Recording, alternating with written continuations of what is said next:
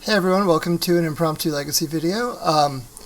So it's Friday night for me. It's 6:40 p.m., which is not usually right before a legacy challenge starts, but due to some technical difficulties, the Friday 5 p.m. legacy challenge basically glitched out and needed to restart, and that meant that I can squeeze into the 6:45 restart. So right now it's 6:41 for me.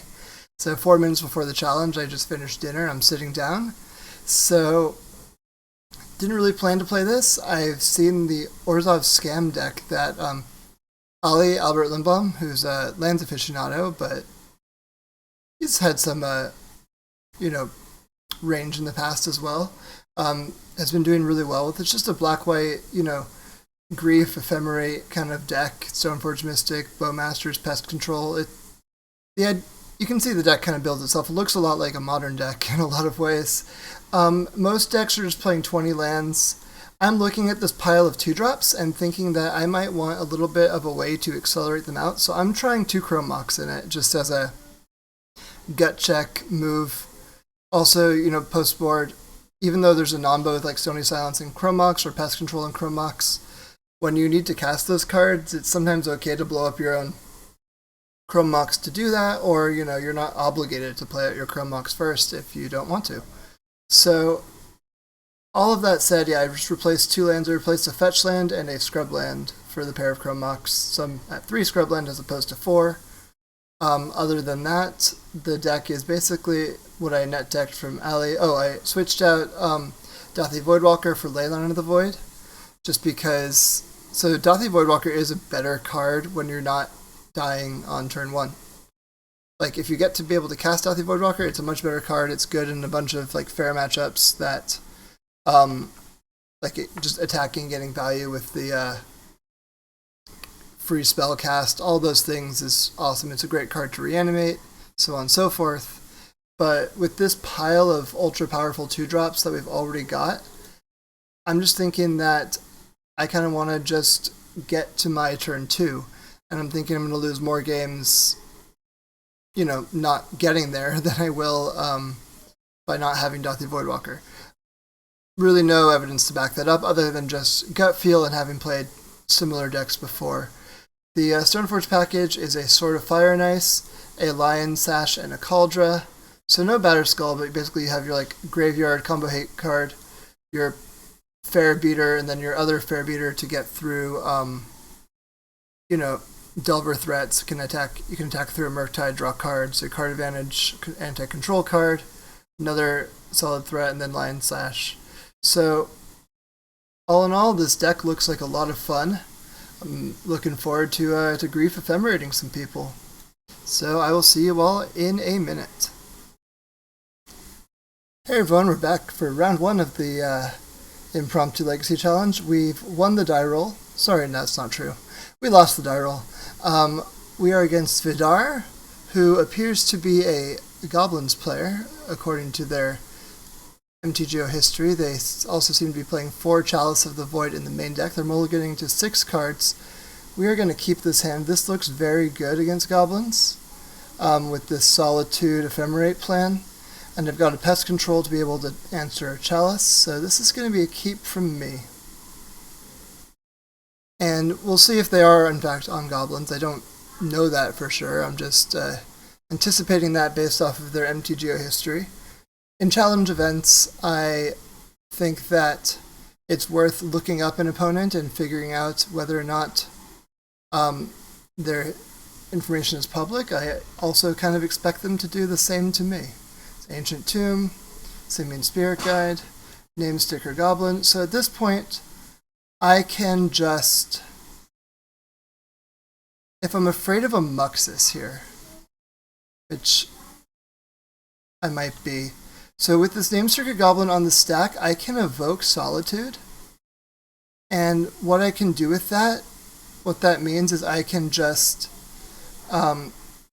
get rid of the mana generated here, because Namesticker Goblin has this intervening if clause of if it's on the battlefield and you control this thing, you roll the die and add the mana. So if it's not on the battlefield when the ability resolves, then they don't get to do anything. So given that they didn't lead on a Chalice, I'm going to go Solitude, and I'm going to actually pitch the Pest Control, because I think I might want the second Solitude in my hand to use later.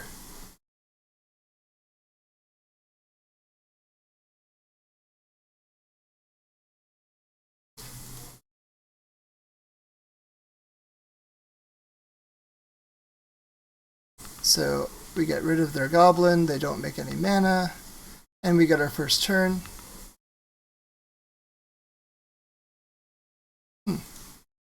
So I think I'm going to make what looks like a little bit of a weird play, or on face value. So what I was considering here is reanimating the Solitude, and then I could just ephemerate it as the game goes on, and I also get my beater down now, and then I can save this for later. It's a more efficient use of mana than evoking this and then doing that whole thing again.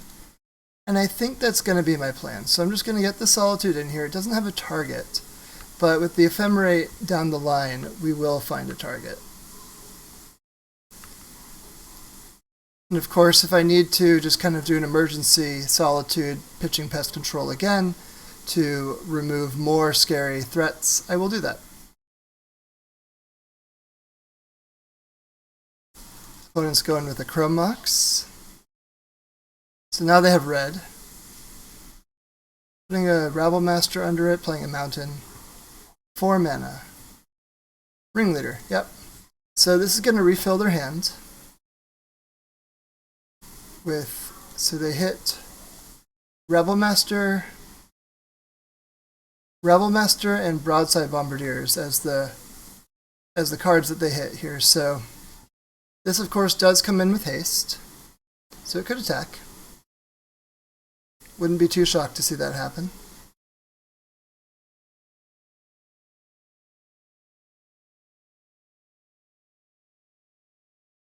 Yep, and I'm not going to block because I think I have obviously a lot more value ephemerating the Solitude. Finding another Ephemerate was great. Ideally I would have found another land, but what you gonna do?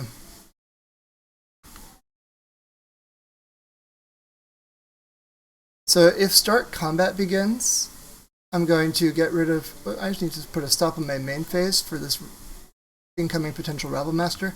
At this point though, once start combat begins, I'm going to ephemerate the Solitude.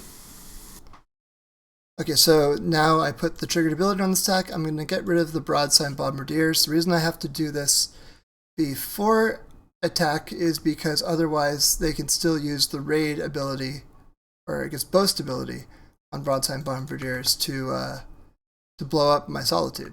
I don't want them to do that.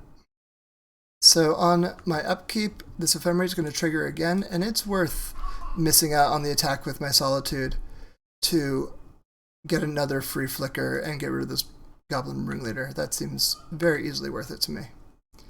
The Wasteland here is not bad. Now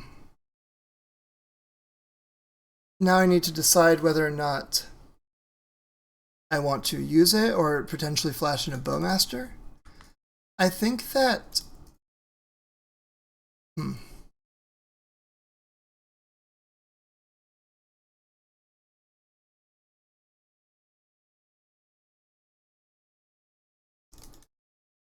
I think flashing in a Bowmaster is okay, actually.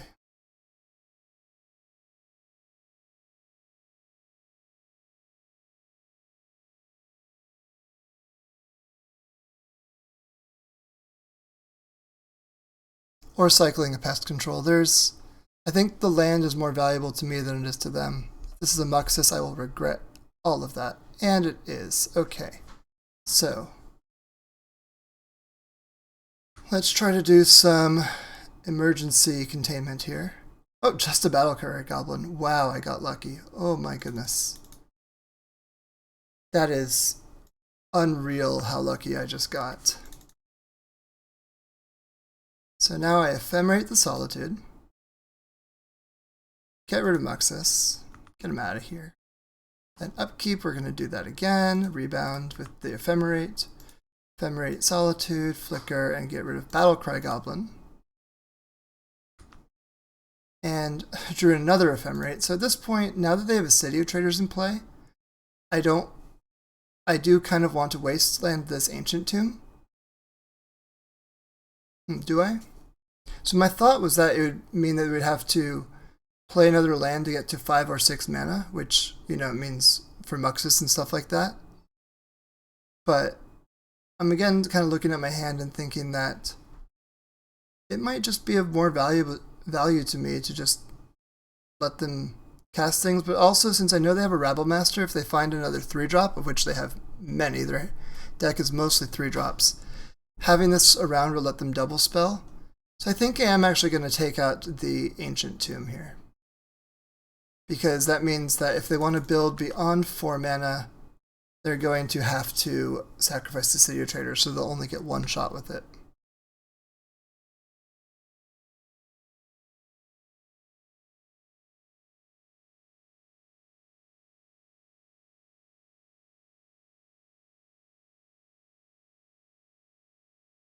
Now so if they go first main phase, play Rebel Master, Crash Master, okay, that's fine. I was gonna say if they go first main phase, play a Rebel Master, then what will happen is I can just eat the little goblin that gets made. I am hungry. Goblins. I got another wasteland for my trouble.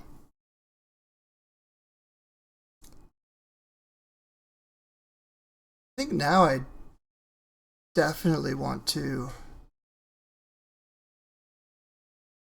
Do I want to wasteland this? I think I'd rather wait.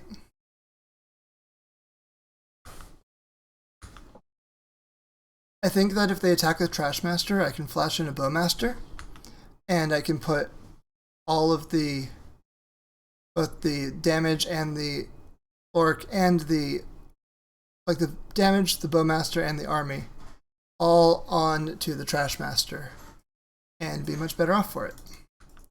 So I'm going to let this happen. I think this is worth it for me.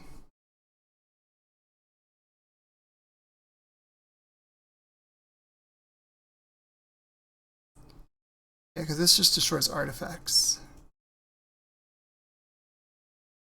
So we go here. We're going to take 3 damage for this, or 2 damage for this, but I think this is all in all a fine trade for me.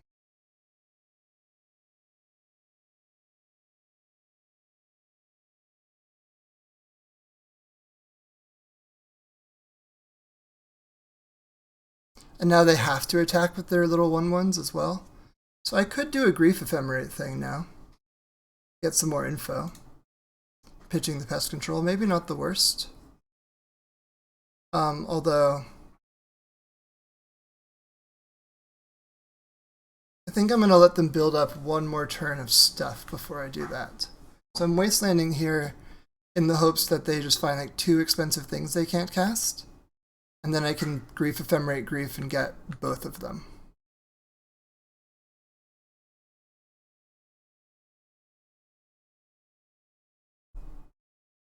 So that's my goal here. Seems to have succeeded.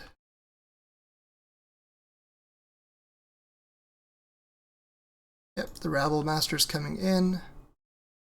We do get to block a Goblin token. So we net 2 damage on that interaction. Troll of Khazad-dûm. I think this is a better pitch, actually, because I don't really need the second land. I'm doing just fine as I am, and this Pest Control can still be a Solitude pitch as well. So I'll go Grief, pitch, Troll.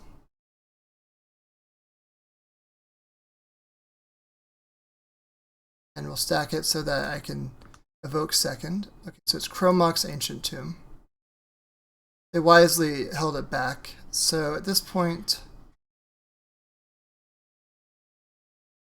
I think I am still going to Ephemerate to get the Grief to stick around. but it doesn't get me anywhere. And then on my next upkeep, I can ephemerate the Solitude.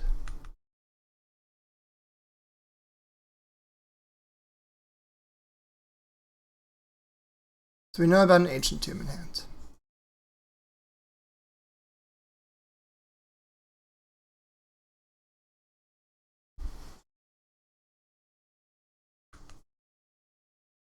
And now we get to block both of the Goblin tokens, so we're going to soak 4 damage to kill 2 Goblins. Block, block. So we soak 1 total damage, so we're taking 4 and gaining 3 with the Solitude. So it went from 10 to 9. Now the Tomb's coming down, what's getting played? Just a name sticker for fun and profit, that makes sense. So now I will rebound, and I will flicker my Solitude to get an exile on this Rabble Master. Draw for turn, draw Swords to Plowshares. Don't need it quite yet.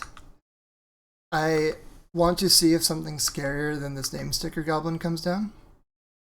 For instance, you know, a Broadside Bombardiers or have you. Okay, it looks like just an Ancient Tomb. Now I am going to plow it, and the reason why is so I can start getting in with the Solitude. Because having them take 6 per turn versus 3 per turn is a pretty significant difference, especially when I'm able to start gaining life as well. And they have these Ancient Tombs going. So even though 6 times 3 is 18, and that's not 20, the fact that these Ancient Tombs do have to tap means that the clock is what I want it to be. Okay, so Goblin Matron is coming in. Who's she gonna find? Broadside Bombardiers? That's my guess. That's what I would pick. If that's the case, I will do an emergency Solitude, pitching Pest Control on that Broadside Bombardier. Because Bombardiers will be able to remove my Solitude just upon attacking, so that's what I would recommend they get. Unless they have something else, or a different plan.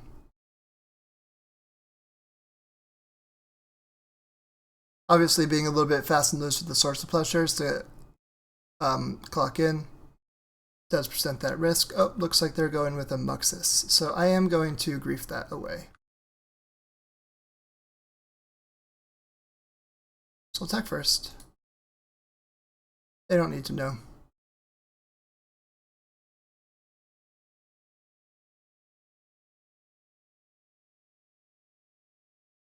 We'll grief pitch Pest Control.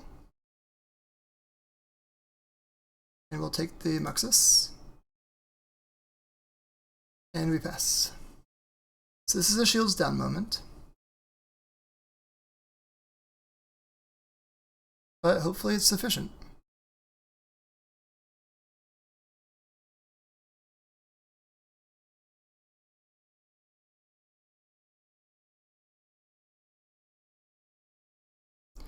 Been able to be quite a pain to our opponent here, I think. Just really needling them on these 3 ephemerates. Just got so much value. Fusion War Boss, obviously a solid card. Makes a little goblin that has to attack.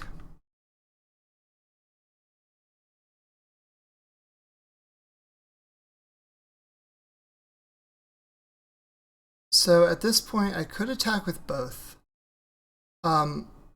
Because they could block War Boss here and just take 3 grief, go to 1. But I could also just attack with grief. Let me think about that. That would let them double block and stay at 4. I don't really want them to be able to tap a tomb. I think removing Solitude from the field is okay, given that I have a Bowmaster in hand, so any land off the top means that their 1 life becomes 0. And then their Ancient Tombs are both rendered useless as well.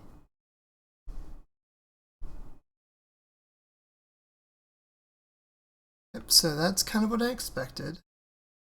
And now I've just gotta find a land eventually.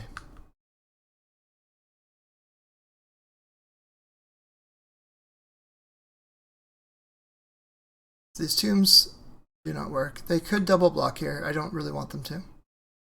Bowmaster, of course, is fun, but not what I need.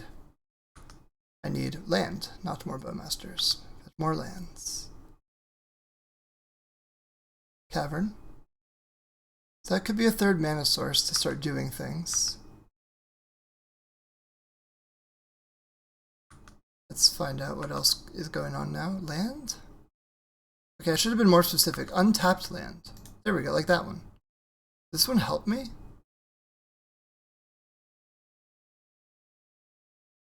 I don't see a world where this land helps me, so I'm going to bin it.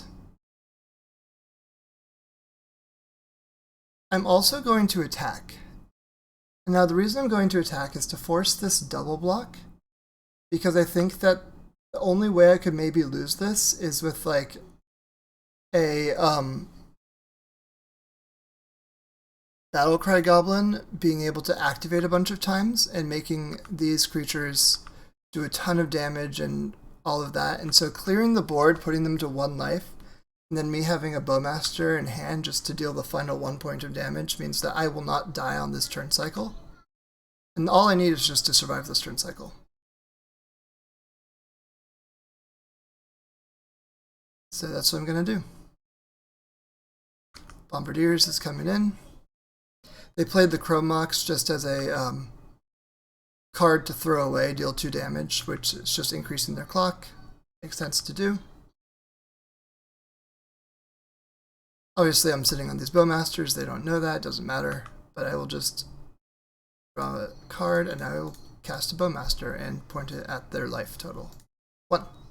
Yeah! So we got the first game. 14 turns. And now let's look at sideboarding. So in their sideboard, they'll have stuff like Blood Moon, Trinisphere, Leyline of the Void, Mindbreak Trap. So Blood Moons are solid against us if I don't fetch basics. Lorens can be good at blowing up the Leyline of the Void, so I think I'm going to at the very least bring these in. Thoughtseize is okay against them. Solid. Lion Sash does very little, like close to nothing. Sword of Fire and Ice is protection against their entire deck, so consider this. But I think that more likely is the weaker cards, or like Bowmaster really doesn't do too much against them. Like most of their goblins have 2 toughness. You can see that they're playing main deck Goblin Trashmaster as well tonight, so got that going.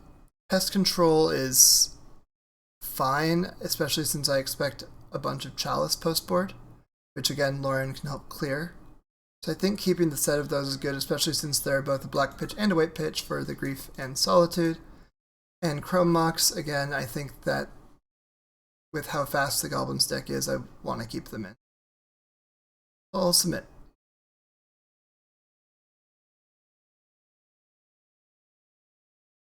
Okay, so we're looking at our game 2 hand here. We have a Grief Reanimate or Grief Ephemerate. So if they open on Leyline, it's actually a really versatile hand this way. Because if they open on Leyline, I can Grief Pitch, Reanimate, and Ephemerate it. And if they open on not that, so that I can Grief Pitch Bowmaster and then Reanimate, then Ephemerate down the road and just completely empty their hand.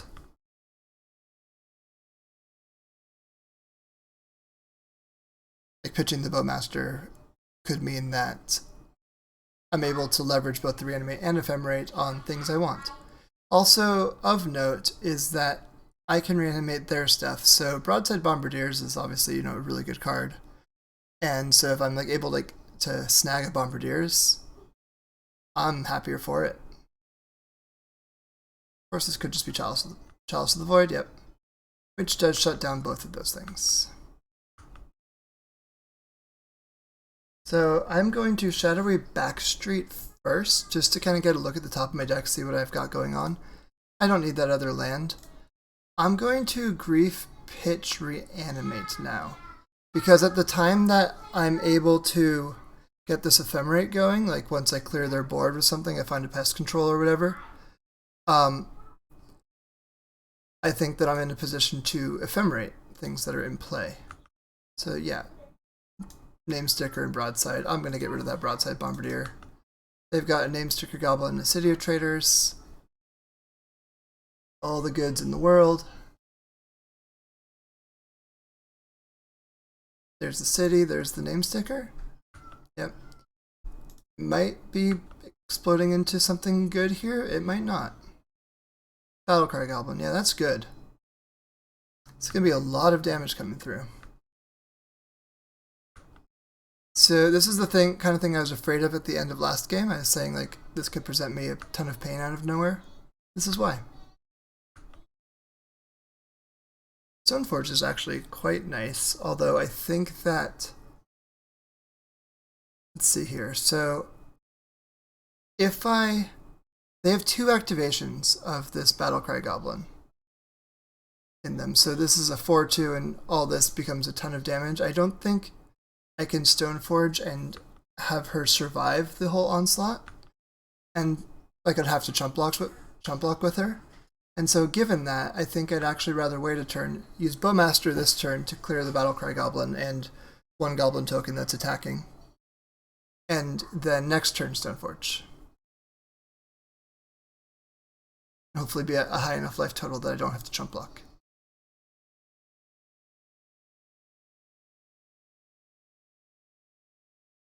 Yeah, Battlecry Goblin can do a pretty insane damage output.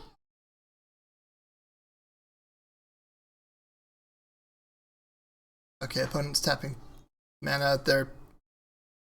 They're going for the battle cries. Yep. And so all that is fine. In the attacker step is when we play this Bowmaster. So let them create this new fresh goblin. We're going to play a Bowmaster. We're going to deal 1 damage to the 3/1 goblin, since the one that got pumped twice. And then we're going to block the battle cry with both the goblin, the Bowmaster, and the army. We're taking 5 damage, 4 from the name sticker, 1 from the token. And I think we just have to be okay with that. I am going to play a Wasteland. I think I'm going to use this Wasteland on the City of Traders just to slow them down a turn, because if I can get Cauldron Complete into play, or Sword of Fire and Ice, to be honest, but Sword of Fire and Ice is like over 2 turns, while the Cauldron is over 1. I think I'd rather do Cauldron. I think that having 2 turns and being only at 6 life means that there's too many things that could happen that run me over. I think that Cauldron could be enough, is more likely to be enough to stabilize.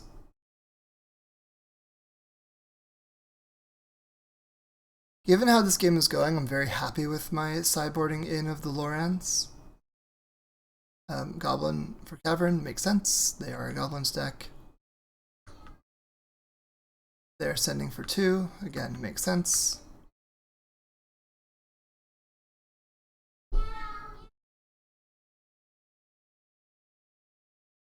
So now we untap. Bowmaster again is not bad. If I'm really afraid, I could just do a Grief Pitch Bowmaster, but I think that having this Bowmaster is going to kind of help me turn the tide of this battlefield. Just on merit of being a Bowmaster, be able to shoot down this 1/1, able to, you know, trade with this name sticker, Goblin, all these things mean that the Bowmaster is more valuable than just a pitch to this Grief, especially since this Grief is not going to be able to stick around. I like that they're using blue Goblin mana, by the way, that's pretty flavorful. Matron is coming in. That might change my opinion on this, the value of this Grief. Or this Bowmaster, I should say. Broadside Bombardiers, yeah, that's terrifying.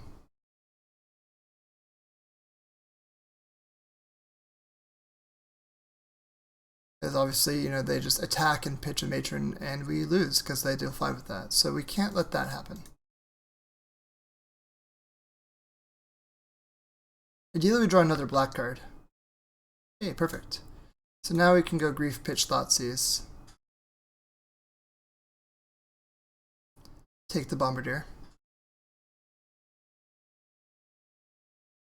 And I have to close this game because basically hanging back, at this point in the game, there's so many things that they have that just kind of kill me out of nowhere that I need to be able to hang around and not just lose.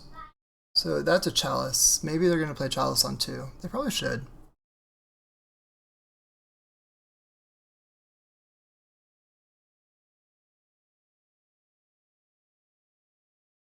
They saw the line of Chalice on 2. That means Bowmaster has to come down now or not resolve.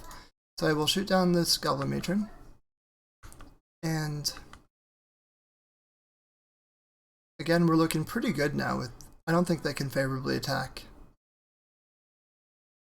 They might disagree, but if they attack with Namesticker, I'm blocking Stoneforge and Bowmaster on it. Well, I can't do that one. I can, it just doesn't work. So I'll hold it back, and I'll attack with the Germ.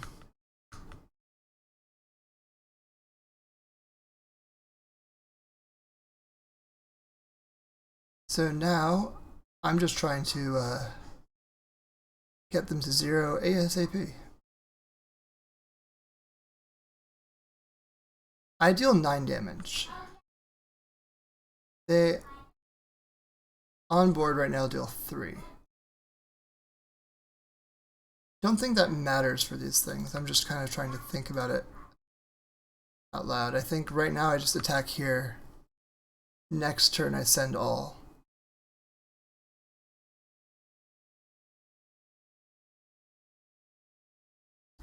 And this turn is just cross fingers and pray that they don't find, you know, Bombardier, Muxus. They have a lot of hits. Pretty much any high impact card could do it, but they didn't play anything before combat. And again, since they don't have face up lethal on the backswing here, I'm just going to attack with all. So if they block, they have to throw, if they throw 3 power in front of this, then they still take lethal if I attack with everything, so that's what I'm going to do. This has trample.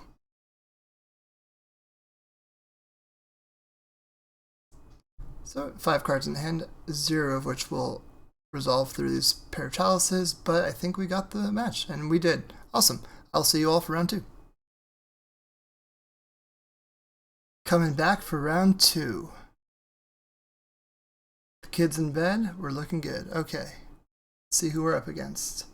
Harry 1232 is a very good Maverick player. I don't even need to look them up to know that. But I will look up their most recent list just to show all of you. So yeah, Maverick. Maverick. Terrifying player, really good. So Dried Arbor, 4 Reclaimers, 5 Hierarchs, Collector of Fiend Artisan, to know. Bowmaster Liberator, okay, yeah, solid run. Just a very versatile deck. I'm always impressed by it. I did win the die roll though, so I'll take advantage of that. This has no lands. It's rough. Mulligan. This has... I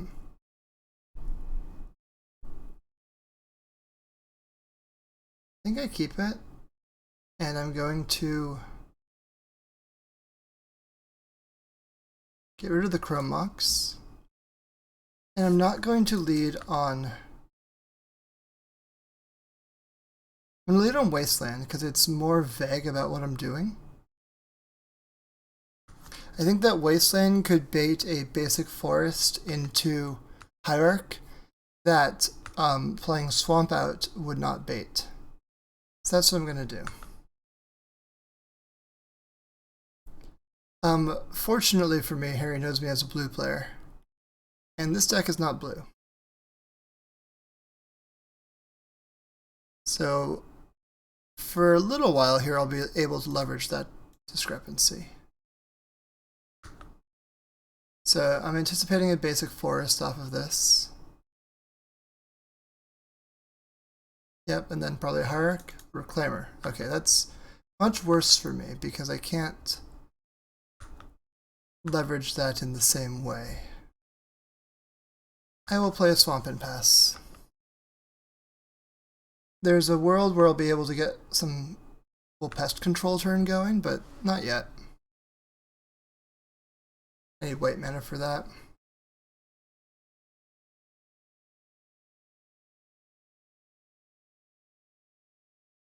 And I don't think I'm going to fire off this Bowmaster on nothing.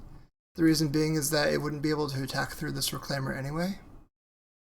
Or I guess I could like Bowmaster and then attack. And then if with the army only, and then if Harry blocks with the Reclaimer, I could play a second Bowmaster to grow the Orc army. I have a 2/2 that's only reasonable if there's no way that this Reclaimer could get 3 lands in the yard.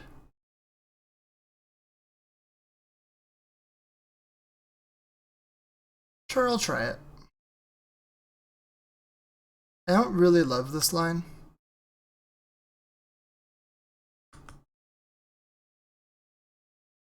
Troll is pretty nice because that gives me white mana. Let's start with Orc Army attack.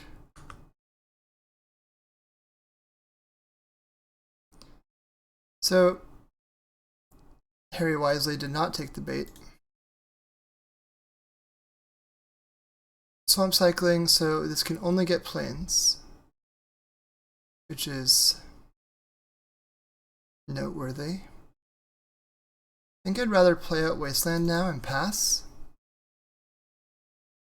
And this means that when Harry activates, I might be able to use one of these Wastelands to snipe something.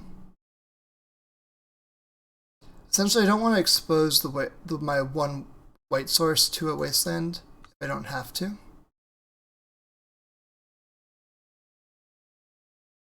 I'm getting basic plains, which is, much more stable mana, and means that I'm not able to leverage any of that stuff.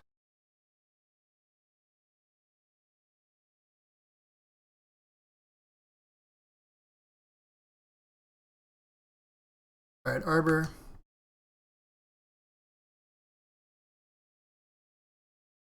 This is something that Bowmaster kills.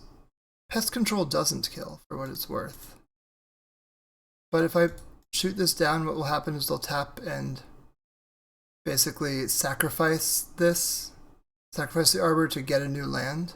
So this will fizzle the Bowmaster trigger, so I don't really want to do that. I think I'm more inclined just to Swamp Cycle here. And now I will get the Scrubland. So I have an untapped black-white source for Grief here.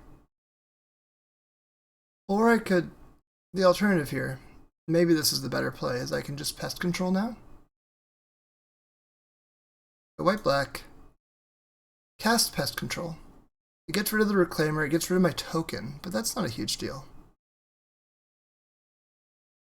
And it means that sacrificing this Arbor is not free, right? Like it's not just incidental because I've destroyed it or tried to destroy it with a Bowmaster or Wasteland.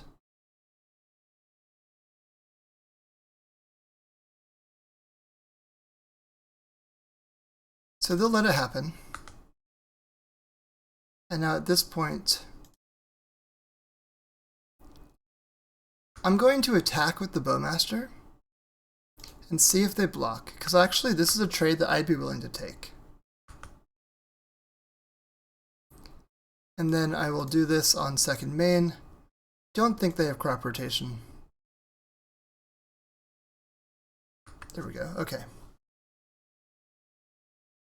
So now we untap, or they untap. They are on forest plains with nothing in play.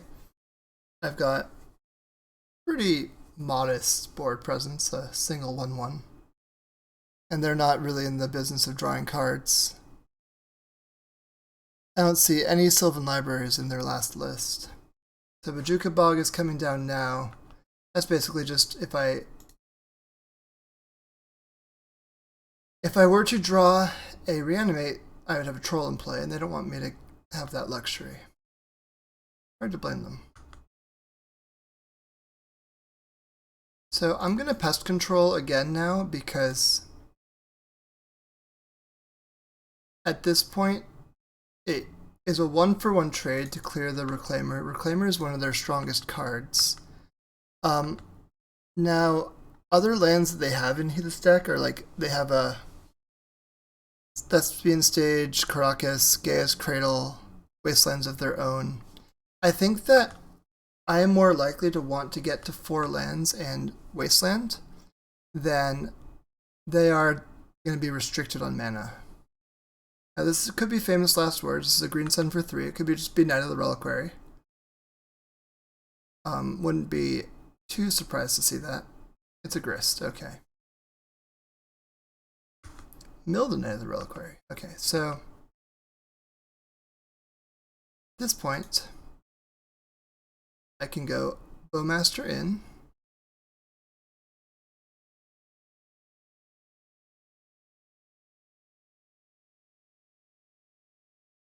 Shoot the insect and attack on the Grist. It's nice that basically this Ephemerate will let me really grow this Orc army into something that's reasonably threatening. It's worth noting that I don't really want to play into a Swords to Plowshares on their side, and probably holding one by now. It's unused. Nothing has been threatening enough to actually warrant it. Scavenging Ooze is going to warrant a Swords to Plowshares from me. It's a pretty threatening card.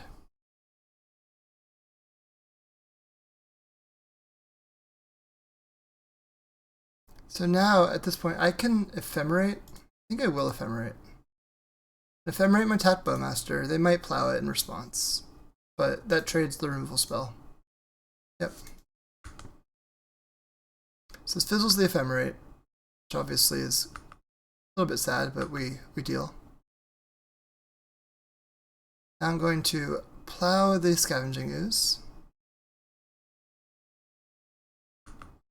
I will send both of these little little creatures at Grist.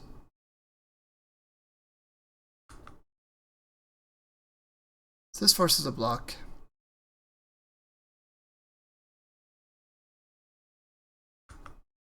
And even though I do have Grief and Grief in my hand, I think I just need to Wasteland the Saga because constructs are a little bit too much value for me to contend with. Once Upon a Time means that solid card selection is coming down for Harry. We got Fiend Artisan.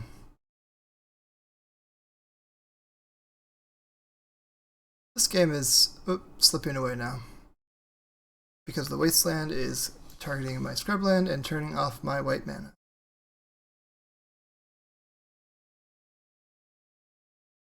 Fiend Artisan is terrifying. It's a 7/7 on its own. Electro Roof in the main, yep. And it just, so Fiend Artisan, can just tutor up pretty much anything that they want. Let's see what Solitude is not going to cut it. Not attacking a 1/1 into a 7/7. I can bluff, but I'm not that good.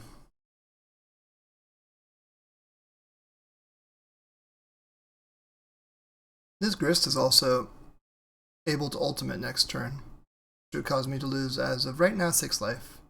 Right now what's happening is Fiend Artisan is going to sacrifice an insect to get something worth 4 mana or more, probably costing Palace Jailer. Oof.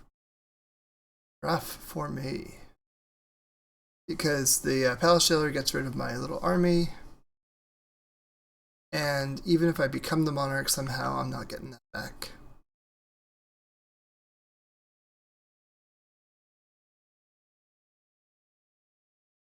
I'll concede this game.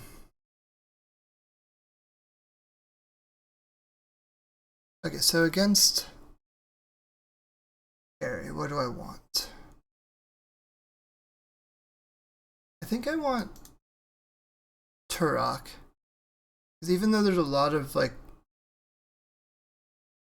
black, or I guess non white cards, like green cards and stuff.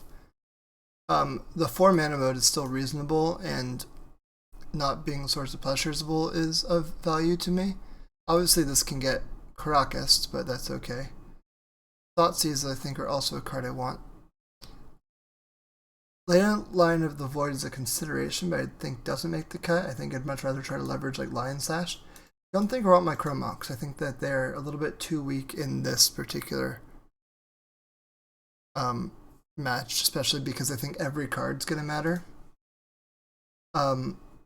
Sort of Fire and Ice is honestly fine.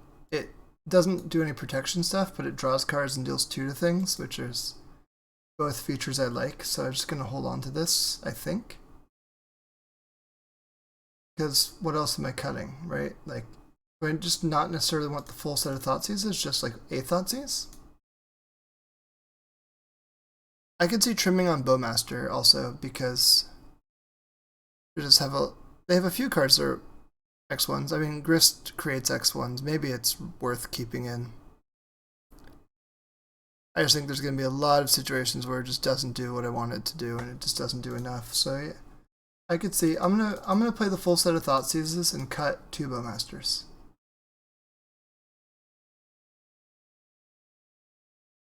Now I don't see any real artifacts and enchantments that would warrant this. I don't think that like the graveyard synergy exists, but I don't think it's worth a card, and the odds of Harry casting 3 spells in a turn to turn on Mindbreak Trap are slim to none. This hand is okay. Is it even? It's effectively a Mold of 6 because of this Cauldron. Doesn't reanimate anything. I think I'm gonna mulligan it actually. This hand is somehow better. I'm gonna keep it. I'm gonna bottom the Cauldron. I'm gonna go Windswept Pass. I'm going to Surveil on the end step. And then there's a world where like I could, you know, pest control to kill like an Eldritch Reclaimer and then reanimate the Eldritch Reclaimer. Or, you know, stuff like that to where these reanimates don't necessarily need to be targeting my own stuff. Obviously I could do something cool like use the Black-White Surveil Land to get a Grief going and just reanimate it or whatever, but Reclaimer's looking to be the most likely target at this point in the game. So we'll go Shadowy Backstreet, that's the name. Source of Plowshares I do want. So I will destroy this one. Just a 1-for-1 trade. 2 mana removal spell, but it does mean that my reanimate next turn can target that Reclaimer. And Reclaimer is actually like a solid card in this deck in a funny way, like being able to just get up all my wastelands or turn lands into Surveil lands, just remove lands from my deck. All these things make it pretty worthwhile. So there's an Ignoble Hierarch and another Reclaimer. Okay.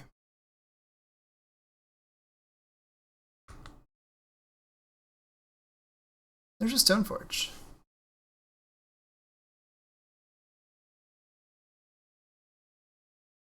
I think that I'm going to use the Stoneforge first. I'm going to get Cauldron, I think. Cauldron just eats it to Source of Plowshares, while Fire and Ice doesn't.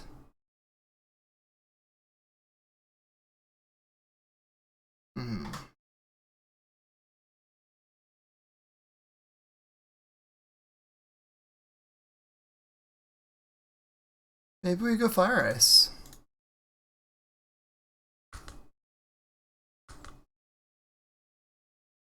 Lion Sash was also a potential hit, shrinking the Reclaimers and stuff like that, but I think that Fire Ice, you know, can deal damage to the creatures, which is threatening in and of itself.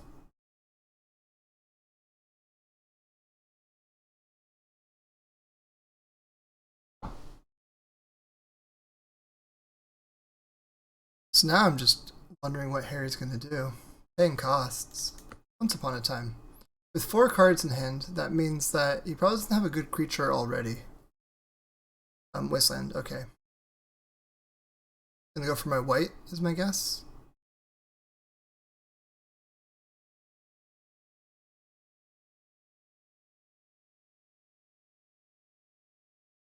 It's definitely a weak spot in my mana base right now. He's holding it up, which means he's representing his own Reclaimer. So I need either a black card or a 4th mana to get that grief going. That's fine with me. I'm also going to hold things up because at this point I can use my Reclaimer too. Use Stoneforge or Reclaimer.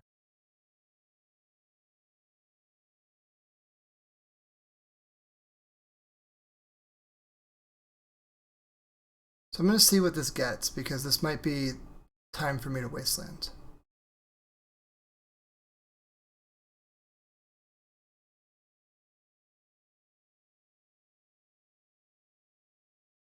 Okay, got Surveil 1. So if I want to protect my white mana, which I think I do, I think I Wasteland this Wasteland now. That's me saying that your Wasteland is scarier than mine, and I'm willing to trade Wastelands now to know that I'm going to be able to activate Stoneforge Mystic this turn cycle.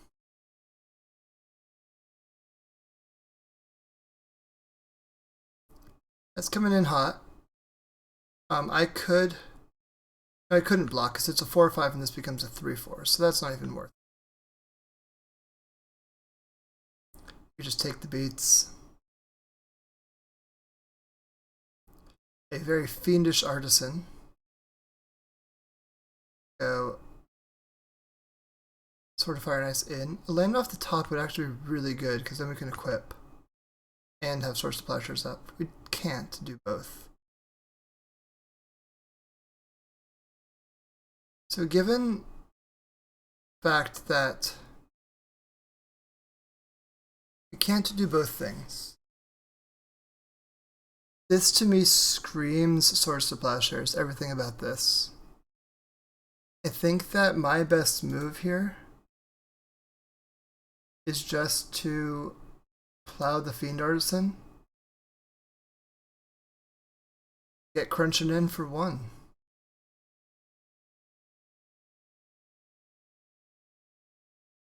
Now I think we're crunching in for 2. I'm not blocking. So there's, a common saying among, competitive Magic players who are trying to give each other a hard time of no attacks, no blocks. There's a Source of Plowshares. So equipping would have obviously gone badly for us. But yeah, no attacks, no blocks usually means that you did something wrong unless the game state changed in a pretty considerable way. Because if you're not going to block and you could get through an attack, you may as well attack.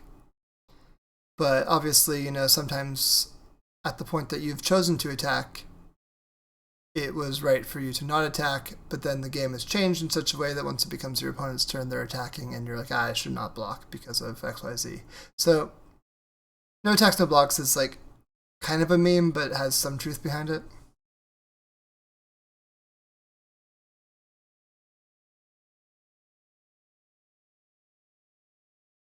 Land, fantastic, I think. Yeah. I'll equip and just see what happens.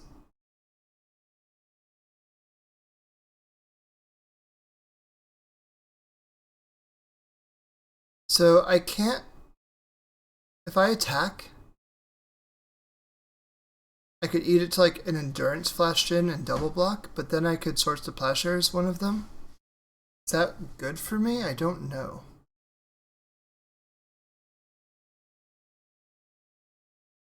I think that's not good for me. I think it's worth just holding back.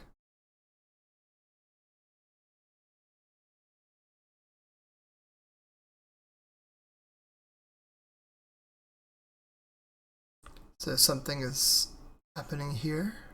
This is a saga, the Orzhov variety. Kind of what I expect. A wasteland. Yeah. So there might have been a good argument to have Sujiri stepped there. Or sorry, have Swords of Plowshares there because Harry would not have been able to Sujiri step. At this point, I'm going to plow it.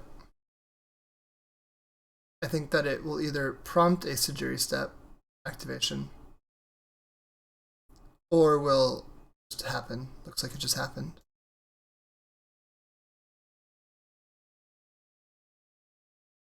Yep, and then my Stoneforge gets plowed as well. My Wasteland probably gets Wastelanded, yep.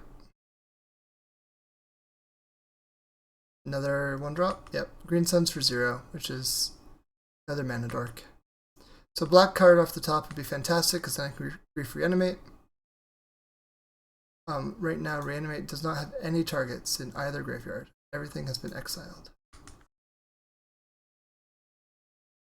This is really the turn to draw a black card because they likely have good 3-drops in hand. And so if I had drawn the black card to do the Grief Reanimate thing, then I would have been able to rip 2 good cards in hand. Then next turn I'd like to draw the second land so that I can get this equip going. But that was not how it was meant to be. Ooh, this means that something big is in hand. Something impressive. There's no creatures in either graveyard, so Reanimate does not do anything right.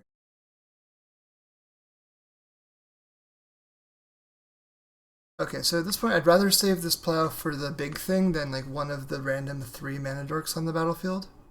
I'm okay taking 3 damage per turn for right now.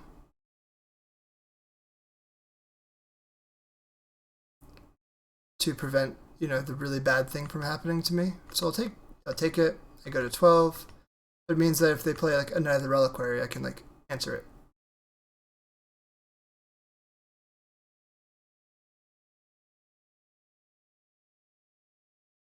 And that's important enough for me to not be cold to.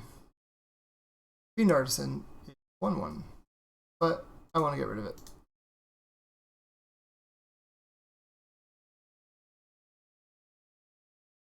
Roll. Okay, so that's black card for Grief. So I'm going to basically go through my plan now.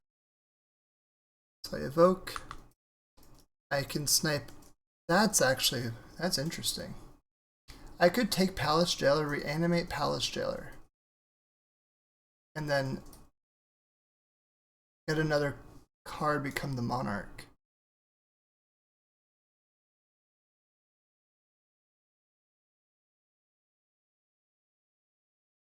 Yeah.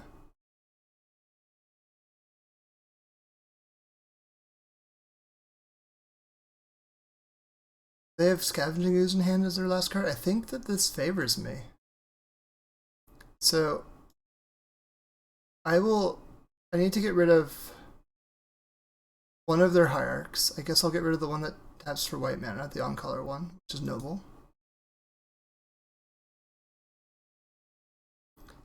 And I'll draw a card at the end of turn.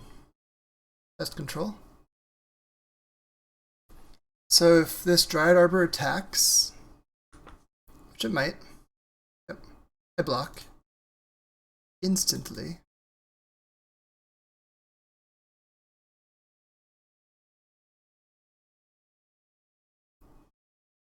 So the Jailer dies, as does the Arbor.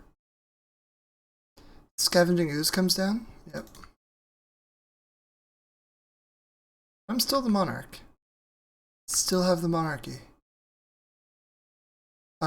This is interesting for me. So I will, if I drew a white card right now, I'd rather so if I Pest Control now,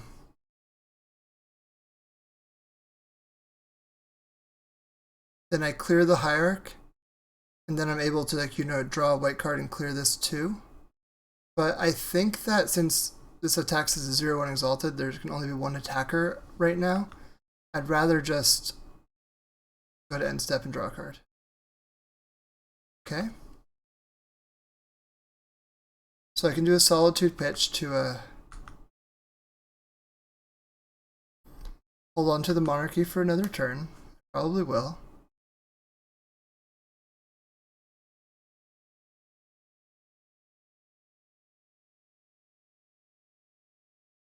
So yep, we solitude. We get rid of the ooze.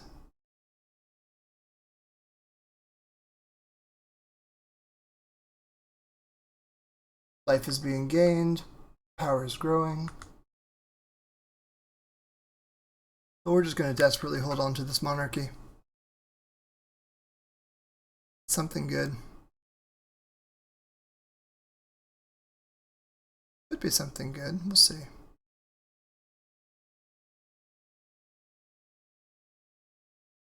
That's not something good.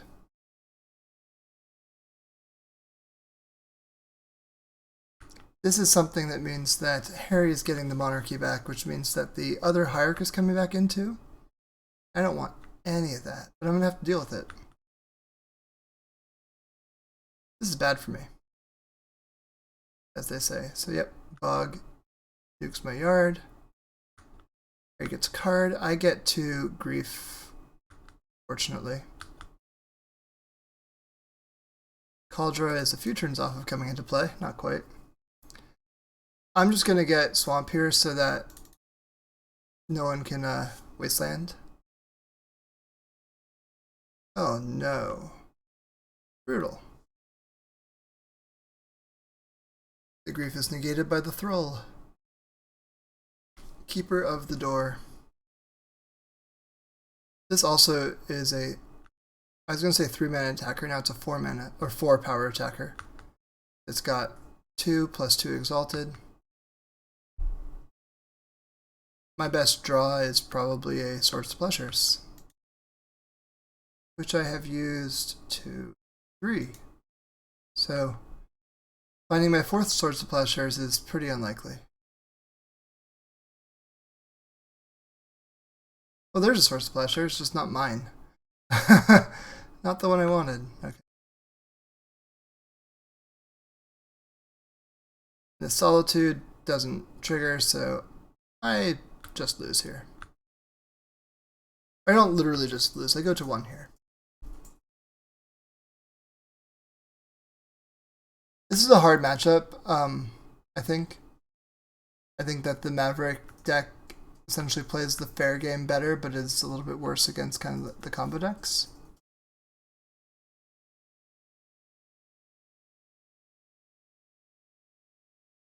Well, that doesn't help me at all. Didn't have a chance before, and now I don't have a chance here either.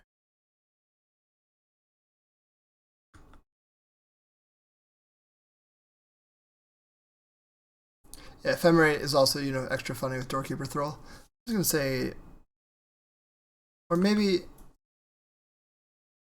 they attack with everything, then I can just Solitude pitch Ephemerate to get it to come in and just lifelink block. So I'm not dead. Because they might attack with both, just as like a way to play around a single removal spell.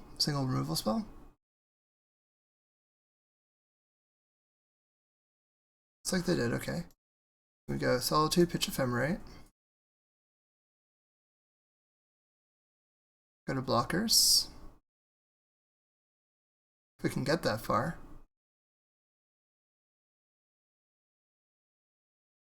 Is it a dismember? Is a dismember. With no life being paid because of Ignoble Hierarch and Bajuka Bog. So yeah, we're dead. GG's. And Harry can call Bounty on me, which is first person to beat me in a challenge gets to get a code worth 120 play points, and currently goes to Harry. So we'll see if he does it, if he's aware of it, but hopefully you are. First person who's aware of it gets the promotion.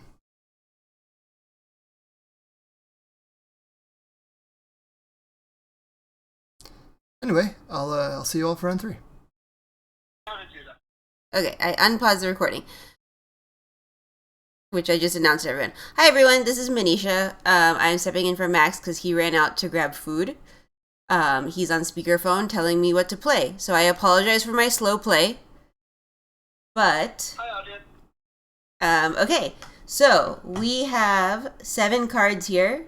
We have Grief, Marsh Flats, Wasteland, Pest Control, Cauldra Complete, and Shadowy Backstreet. I have a way to flicker the controls and agree. So let's on what black cards do you have that aren't green? None. So it's pest control, right? Oh, sorry, I'm keeping this, right? Or are we still discussing? Grief, pest, cauldra, lands, what else? Shadowy Backstreet. You have 3 lands. That's a land. 3 lands. Yeah. Pest, 3. For my 3 lands? Marsh Flats, Wasteland, Shadowy Backstreet. Okay, so let's do Grief, pitching, pest control. Okay, so keep, right? Okay, yeah. So I have to wait for, now we're waiting for me, the captain. Yeah. Okay, my upkeep step. Okay.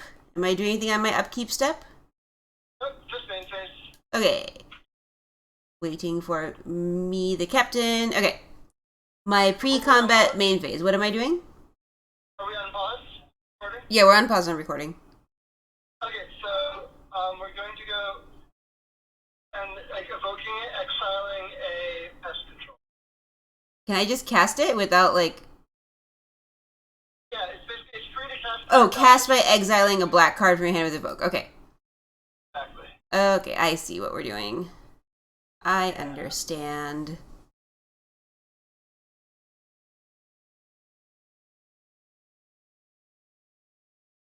Okay, my triggered abilities, I want to do something with like a... So, right now it doesn't really matter what order you stack them. Click one of them. Okay, sure. I clicked one. Choose target opponent. Click. Wait, am I supposed to do something right now? Or I click OK? Or do I have to do Don't like hit it. I don't know which one's on the stack. Okay, evoke. I'm calling it a neighborhood. Let's, yeah, we're okay. I'm just about home, so we can pause. Okay. 1 second, everyone. Okay, I am back now, I think. Yep, I'm back. I stepped out to grab a little bit of food, but the round started earlier than I expected, and so you got Manisha, and now you got Manisha's lesser half. Okay, so now we're looking at a hand. So this hand goes Petal, Land, LED, Burning Wish with a ton of mana. So Burning Wish is by far the scariest part about this hand. And so I'm going to take it. And I'm going to play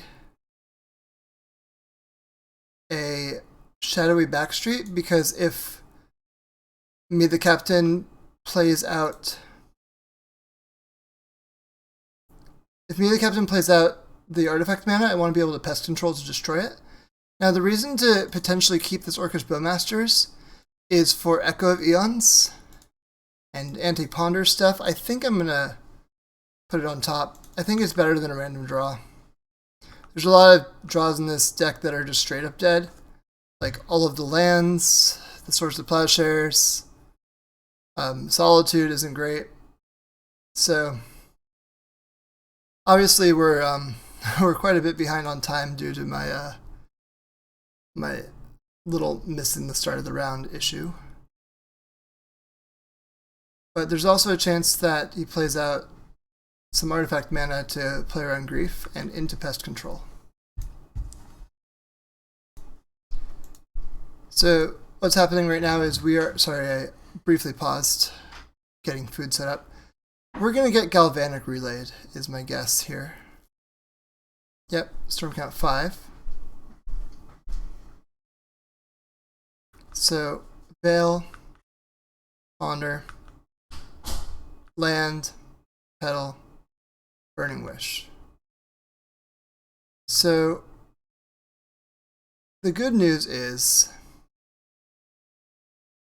I'm able to get rid of all these artifacts right now by fetching up a scrubland and going pest control and get rid of these very pesky LEDs and Mox Opal. And that means that at this point, the captain will be able to play out, I'm just going to hit 6 here, be able to play out the land, Bloodstained Mire, and basically ponder, at the very minimum, ponder and Burning Wish for something. But quite possibly more than that.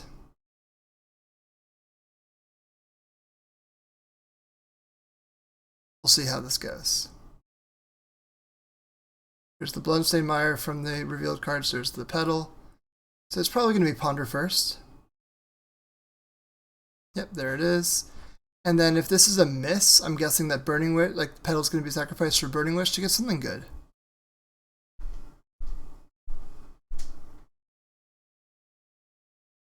The Epic Storm, the test deck, has a bunch of cards. Chose not to shuffle, or not to shuffle, yep, so drew a card with Ponder. Ponder no shuffle is probably, if not curtains for us, close to it.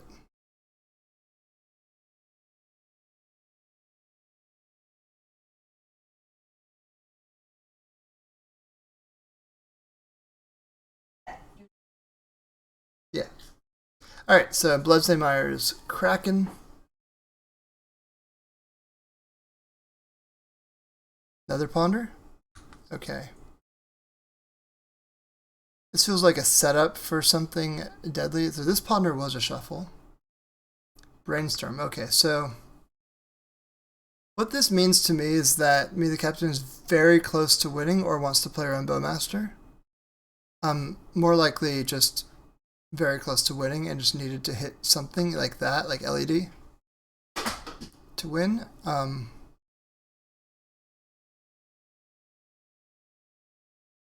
Reanimate Grief is definitely a line here, but it's quite possible that the best card is protected on top from this Brainstorm. Like the scary card is on top of the Brainstorm, and so this wouldn't get me very far. So I think on this turn I'd rather play Bowmaster. Hit for 1. Bunk. And then I would, so if I Wasteland, the two choices here, so let's look at me the captain's lists. So between red and black, right? Because either way they'll have blue mana. But black gets Dark Ritual going, and red gets and Cabal Ritual. So their mana, essentially. While their payoffs are in the red. And so I think because of that, right now I want to shut off black, because I think that I'd rather than be sitting on a payoff for an extra turn, so I can grief it.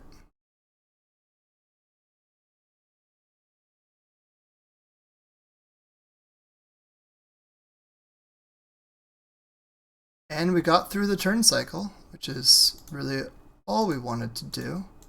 Let's reanimate this grief.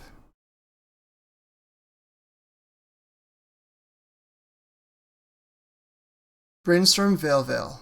So Veil doesn't do much against us. Or I guess 2 Veils doesn't do much against us. Brainstorm is a good card, while 1 Veil and 2 Veils against us do the same thing. So we'll take the Brainstorm. Attack for 2.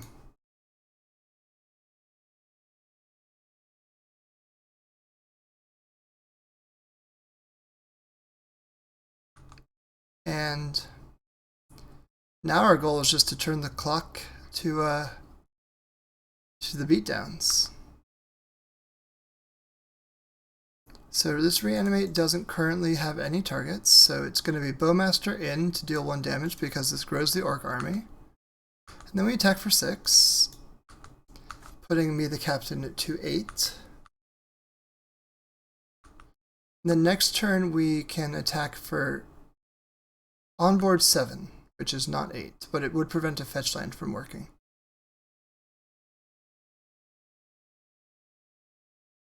Surveil land is in.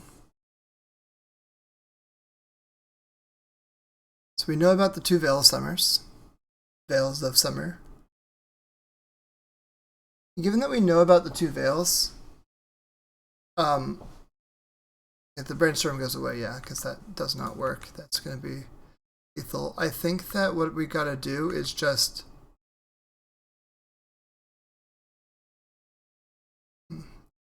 So, obviously it would be fun to reanimate Troll, but I don't think that anything short of lethal would like matter like that. So what I'm going to do is I'm going to Swamp Cycle to get a Shadowy Backstreet and Surveil. And if I find a Bowmaster, I can reanimate it. Or Grief. Perfect. So then I bin that, and then I Grief, reanimate Grief, and that is more worthwhile. So now Beseech the Mirror gets taken. Now all of a sudden, we're in a much better spot to win. We're not a black source away from losing. And we're up 1-0. Fantastic. Now for sideboarding, this does do work against Echo of Eons. Thoughtseize is obviously great. Mindbreak Trap is obviously great. Stony Silence is obviously great. Let's look at Me the Captain's list again. Don't know why I keep closing it. That's a mistake.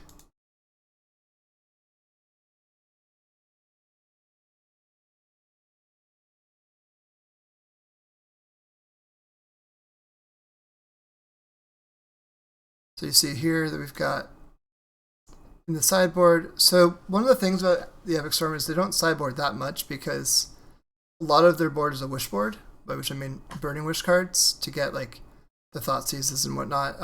So they can bring in like oftentimes 3 Thoughtseize, but like this Galvanic Relay, this Empty the Warrens, these are oftentimes kept in the sideboard as wish targets. So we shouldn't expect too much sideboarding on their end. What we should do right now is figure out the cards that are not that good.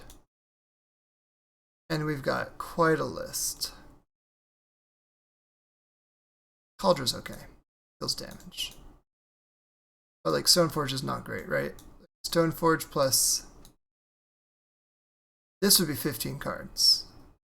And we keep that.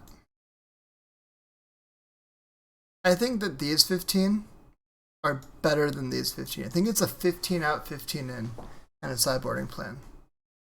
Because Stoneforge plus Cauldra is just Cauldra, and it's like vulnerable to Thoughtseize. Leyline of the Void isn't great, but it does shut off Cabal Ritual, and it does shut off Echo of Eons. And so I think that's worth it. I don't think it's good, but I think it's, you know, at least good enough. So we'll submit this. Okay, so we're back for game 2. We've got a Leyline, we've got a Grief, we've got Ephemerate. Yeah, we'll keep it. It's about as good as we can hope for. I am also kind of hoping that Me the Captain is, if he mulligans low, he's going to go for something that is like a LED Echo hand to kind of reload, which Leyline would shut down, but we'll see. This might also just get wrecked by a Veil Summer. Well, I could play around that. I could just go... I'm going to play out the Marsh Flats. I'm going to go Grief, Pitch, Grief, and if this gets Veiled, I'm going to Chromox the Ephemerate and go for a Stony Silence. Yeah, because this might get Veil Summered. And if it does, then so be it.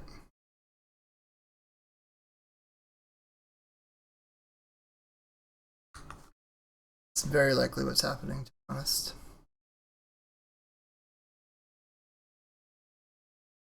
Oh, brainstorm. Okay. So the good cards are essentially getting hidden, or at least that's the thought.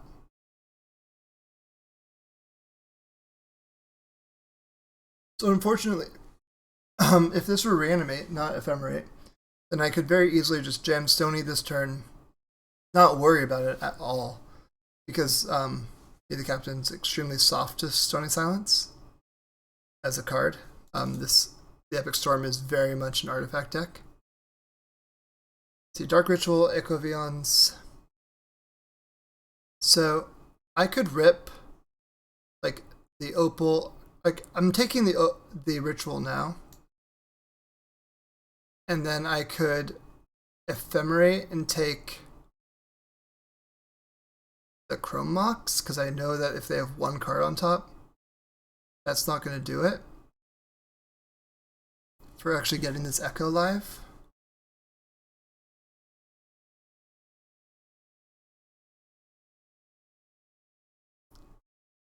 Or I could take Echo now, because then they'd have nothing to imprint.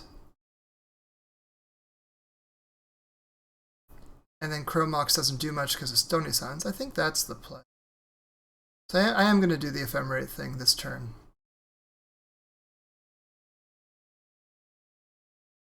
Good Scrubland. I ephemerate the Grief. So I will take the Echo. Grief sticks around because this Evoke triggers off the original cast. And then we just ship the turn. Now next turn we can either, if like, say he makes a million Goblins, we can just go Chrome Mox, pitching Stony, and go Pest Control. Get rid of those pesky Goblins. Or we can Stony.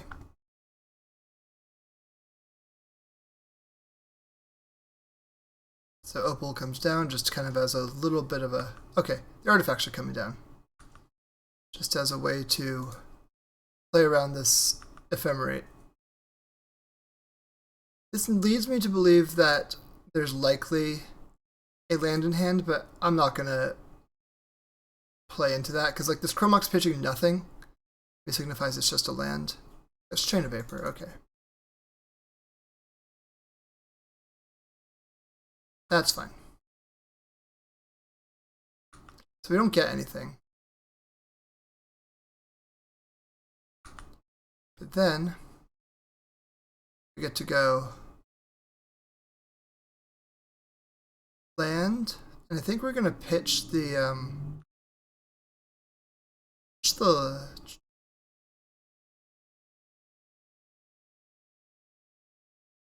either way we're gonna shut down the artifacts. I think that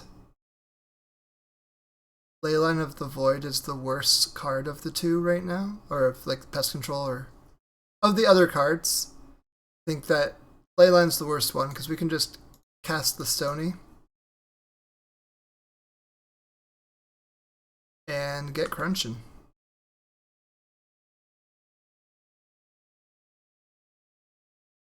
Oh, we can't get crunching this turn because we flickered the Grief, so it's Summoning Sick. So this is the Surveil land for me, the Captain.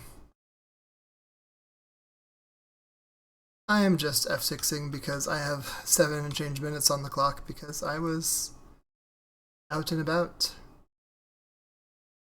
This Ponder is just hanging out. What's the Ponder gonna do?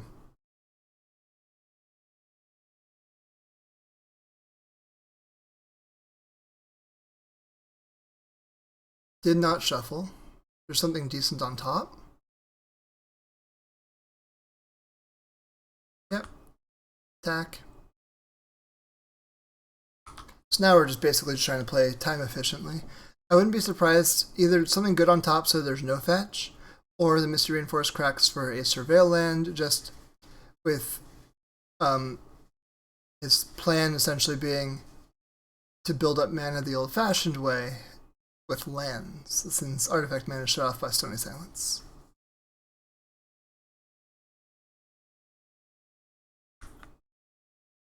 I kind of want to wait for 2 cards in hand to do the slot seize, just in case a land is being held or whatever.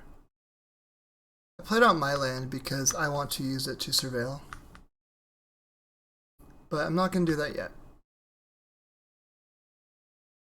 There's also a weird but unlikely corner case where I do a thing where I fetch to surveil and then cycle pest control to try to like draw a card. If like I had to like find a desperation mindbreak trap, which it doesn't look like is the case, but it's worth considering. Reanimate. I don't want that. There's nothing to reanimate.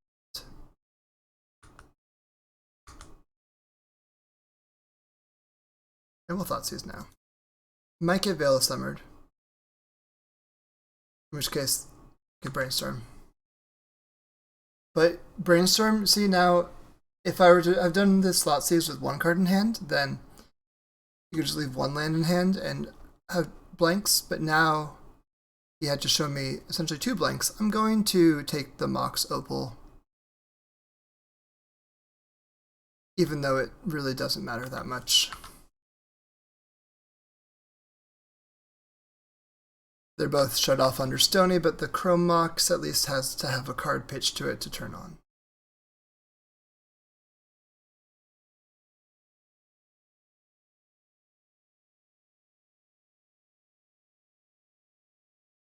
And then once I think I get him to like the turn before I'm attacking for lethal, I might just pest control, because I'd rather clear the board in case like Stony Silence gets like bounced end step and then all these mana rocks go live. I'd rather clear the mana rocks so they don't go live.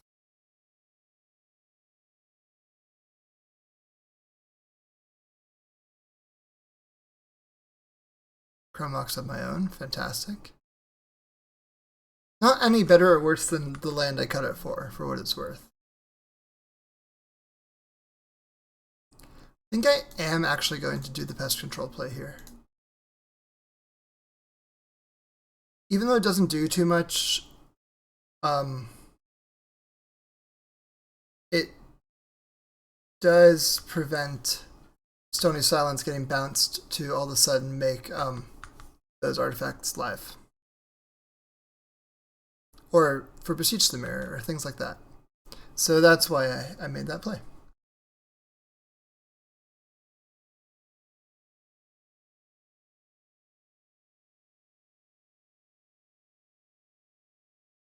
The captain's pondering, both literally and figuratively.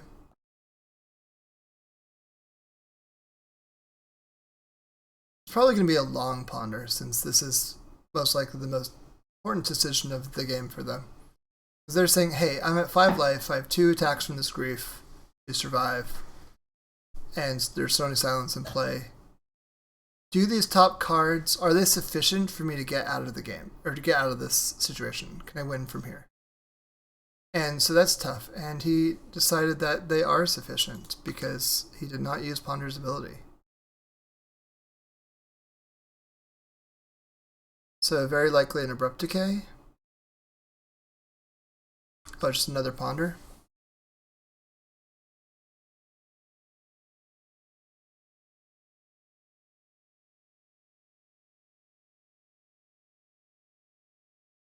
Played a Volcanic.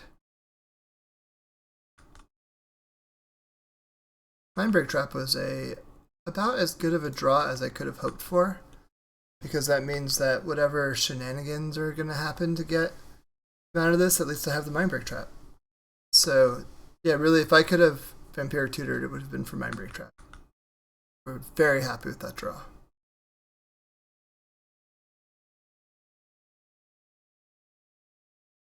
Dark Grip. A Mox. 1 more card in hand. We're going to Mindbreak Trap it. Whatever it is, there's 2 life. 4. Nope.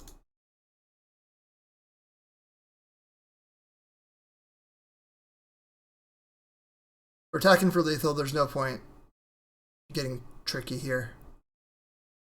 Just do it and we win. Awesome. Got the match 2-0. I'll see you all for round 4.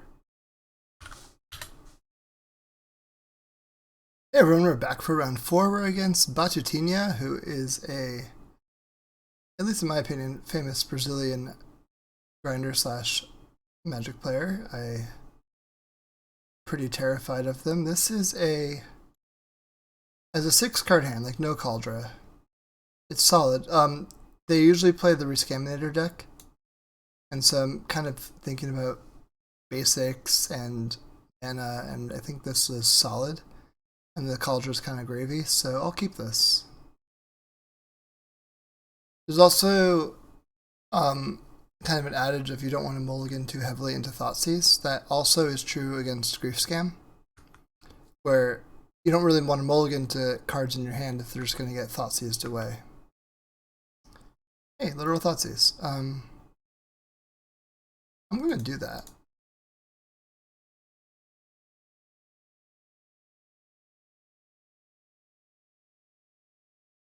So, okay, Animate Dead, Bowmaster, Troll, Force of Will. I'm going to take Animate Dead. And I'm feeling pretty okay with the rest of these cards. Like the two creatures trade with my creatures. Especially if I can have the second Bowmaster superiority. One thing to note is Force of Will is missing a blue card, which means that any blue card drawn would have to be pitched to it in order for it to be live, but also means I can't guarantee my spells will resolve if there's an unknown in hand. Which as of now there is. So the swamp comes down. Swamps. I wouldn't be too surprised if this is a Bowmaster. Yep, it is. So I'm going to throw my own Bowmaster right back. I fetch a basic plains. And try to master the bow.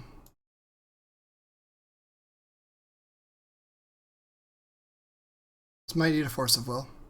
It did not. Very cool.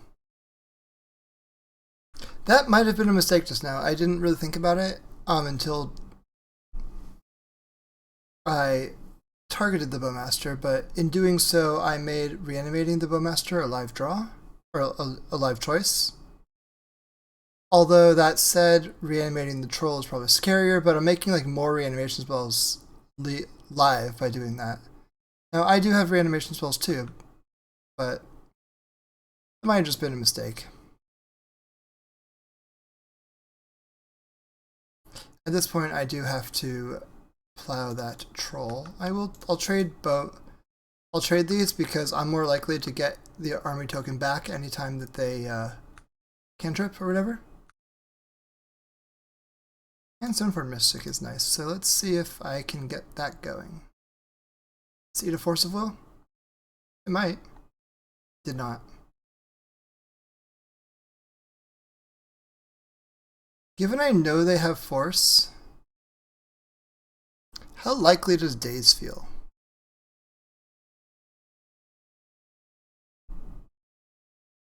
I don't have a great justification for getting Daze vibes, but I'm getting Daze vibes, and I think I don't need to walk into Daze. Like, I think there's no benefit to playing into a Daze here. I can just wait a turn on this Stoneforge.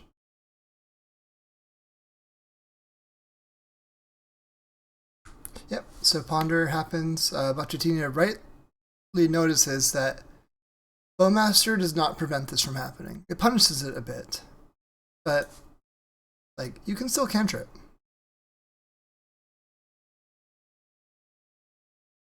And my Bowmaster gets killed. Very tragic.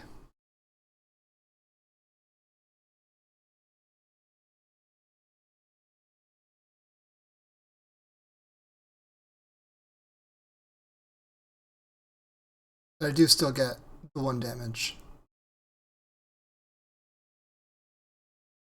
So what I'm going to do here is I'm going to cycle Troll.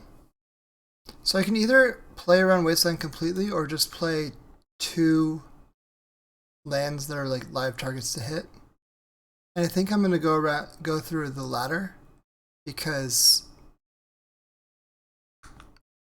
I kind of want my surveils. So I'm going to do swamp cycling for a surveil land first so that I can then fetch and surveil. So I get shadowy backstreet. Then I'm going to fetch up a shadowy backstreet. The backstreet's back. Alright. Alright. Ooh, that's good. Okay. So there's no point playing this backstreet before Stoneforge Mystic because if it resolves and we get the fetch, then, you know, we're shuffling our library. So I'm going to keep this. I'm going to get Lion Sash because that's going to be very good graveyard hate. I'm going to now Shadowy Backstreet. And I don't really want the troll, so I'm just going to bin it. And it'll pass.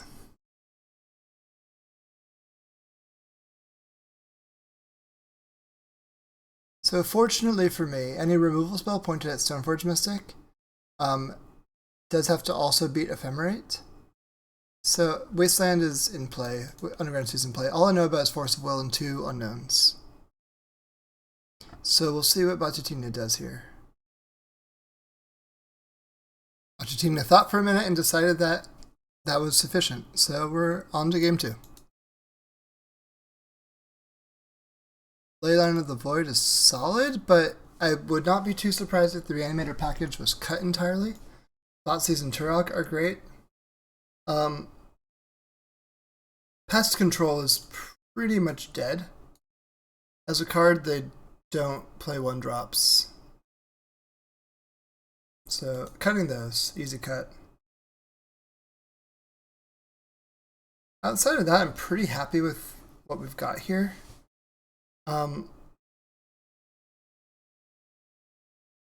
The biggest consideration is Leyline of the Void.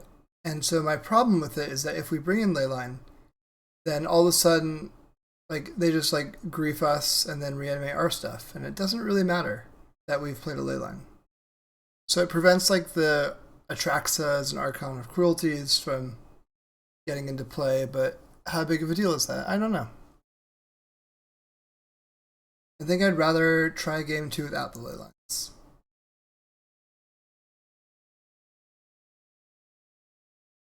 And that's what I'm going to do. I'm going to just submit it like this. Okay, we're in for game 2. On the draw again. This hand is solid. Keep. It's, you know, just mill troll, reanimate troll, ephemerate troll to protect it. It's a very simple hand.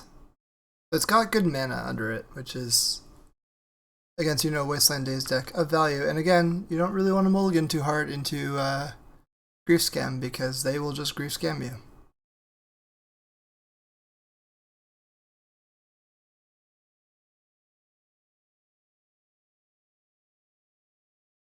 So we'll see what happens here. They could potentially take our troll and then reanimate troll, and at that point we have to reanimate Grief. And we can't ephemerate Grief because then it will come back in under Batutina's control. It's exile target creature you control, then return it under its owner's control. Okay, well they just got rid of my my reanimate.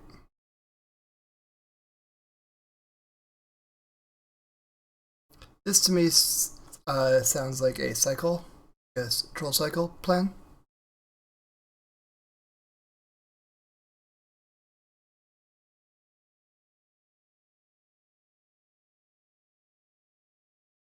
I think I'm just gonna waste it.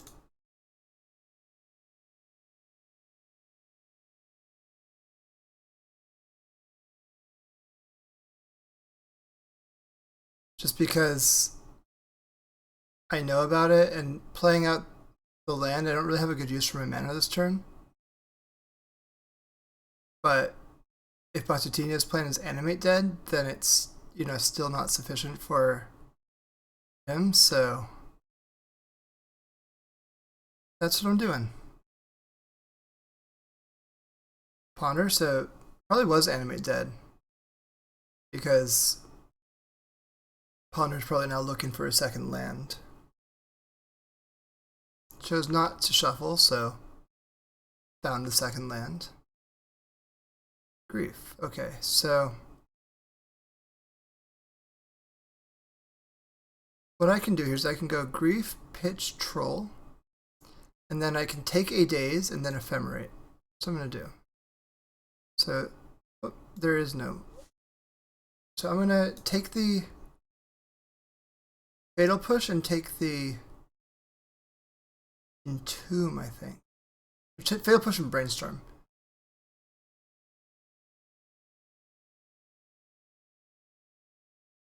I think, yeah.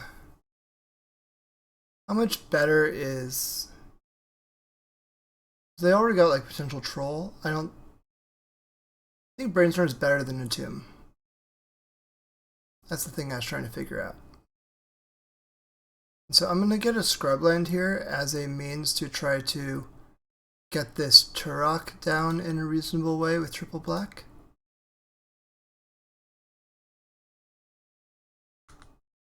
So now we get to take the Brainstorm.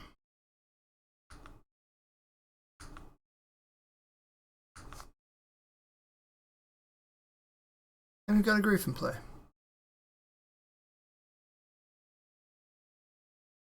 The lack of entombing on upkeep could mean that he, has a reanimate on top, and this is just...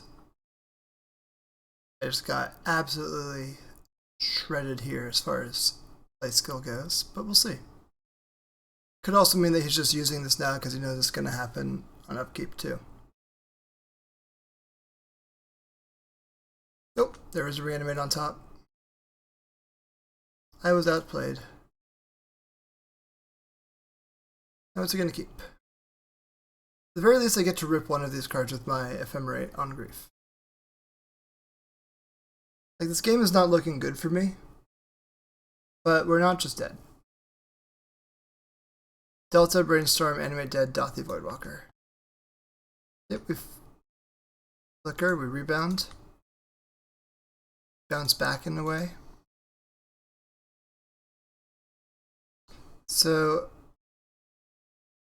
I think I want to get rid of the Animate dead because, you know, Grief, Troll, like those are the things that terrify me the most right now.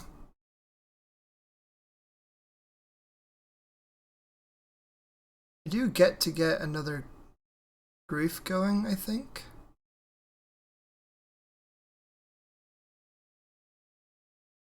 Since I know that they don't have any soft counter magic, I can at least look at Stoneforge. I'm really hoping to find a Solitude here, but Stoneforge will have to do. I want this.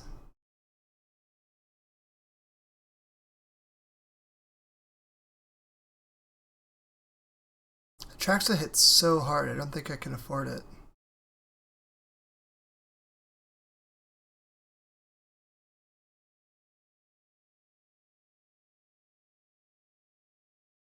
And then I think I just have to reanimate, like...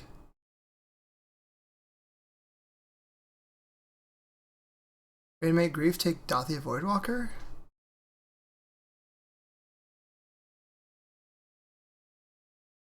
That might be the play. I'm gonna do it. Take Dothy Voidwalker. And I pass. I'm facing down a card I do not want to face down. But hopefully I can find, you know, a Swords of Plowshares.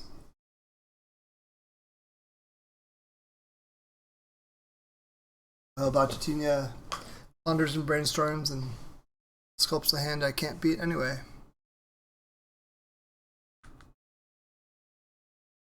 Ponder was no shuffle.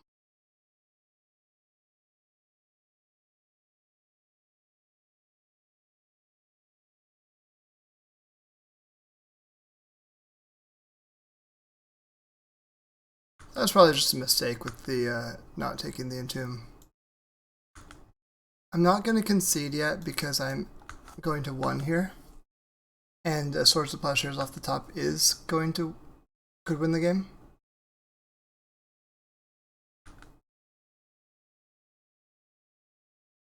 Bowmaster targeting me is lethal, so I would concede to that. I'll concede here. Game 3.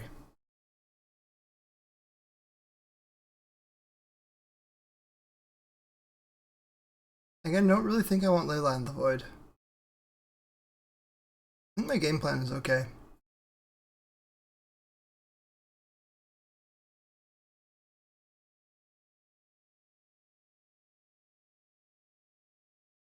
Maybe I'll play one Leyline over a Turok because Turok doesn't have protection from anything. It's just a card, just a guy.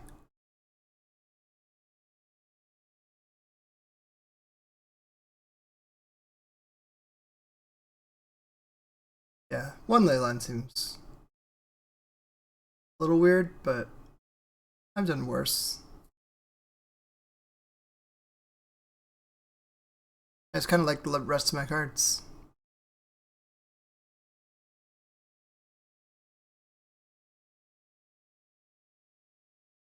On the play for game 3, which is obviously preferable.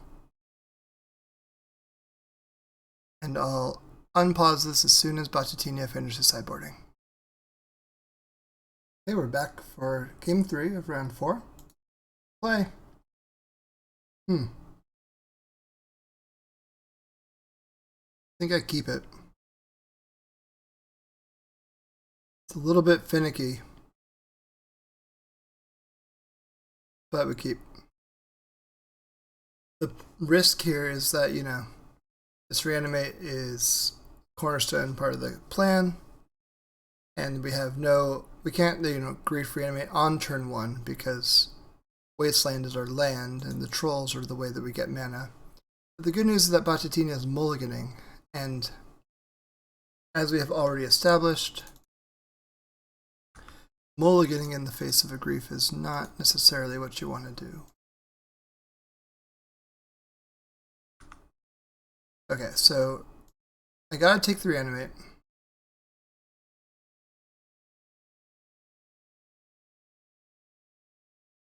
And Bachettina has a Bowmaster, Brainstorm, Brazen Borrower, a couple lands.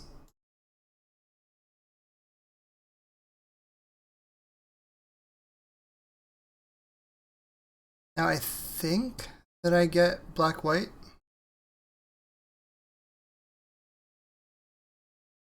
But I could see just getting black because of my hand. Yeah, I'll just get Swamp. Naturally. Okay, so we reanimate.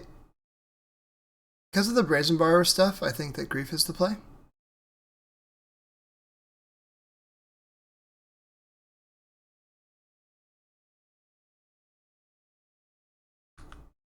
And likely gonna face a Brainstorm here. Tora Bachettina then gets a Brainstorm, put 2 cards back, and kind of get some say over Entombing. The Fatal Pushing, okay.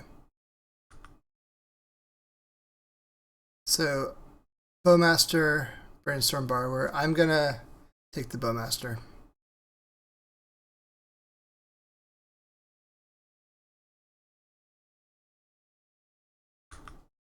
And then, if Underground Sea gets just played out and pass. Ponder, okay. So we'll see if this is a shuffle or not.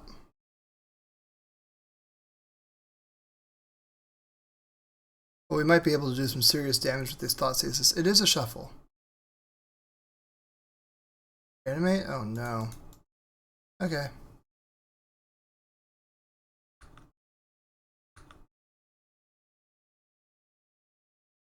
It's not quite a white source, but... Oh no, so this troll takes 3 hits to kill us. I think I want to...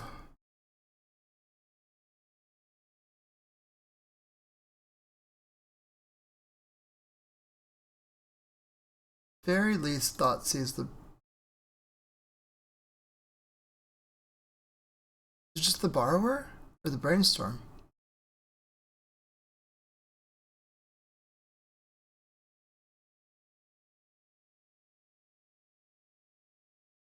think I take the Brainstorm. I'm going to Wasteland here.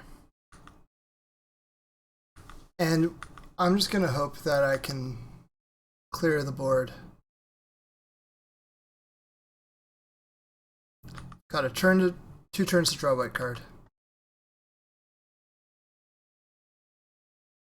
It doesn't do it. I can't use this Thoughtseize now because I'll go to 6. That kills me. Really gotta draw a white card. Ideally it would just be Source of Plowshares.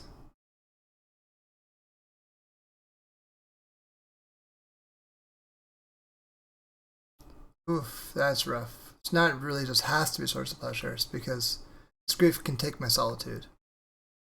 And did.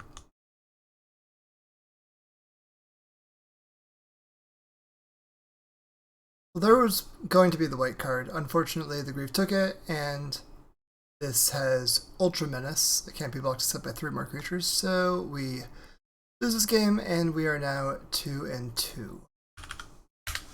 I'll see you all for round 5.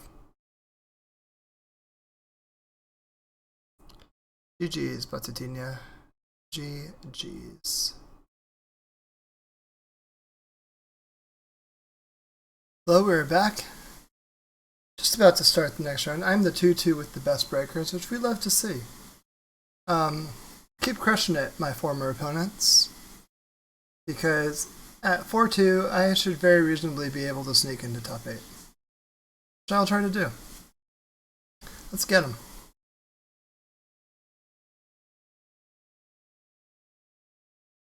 Responsibly Stupid. What did they play? Response.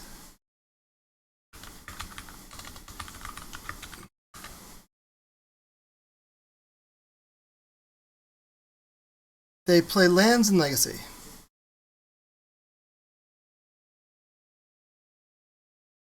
We will play first. This is a Grief Reanimate hand, which we're happy to keep.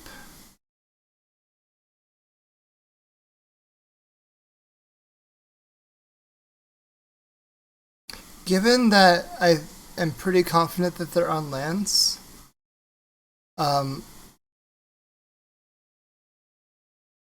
so the Thoughtseize versus Grief thing for the second, like either I pitch Thoughtseize or I pitch Reanimate.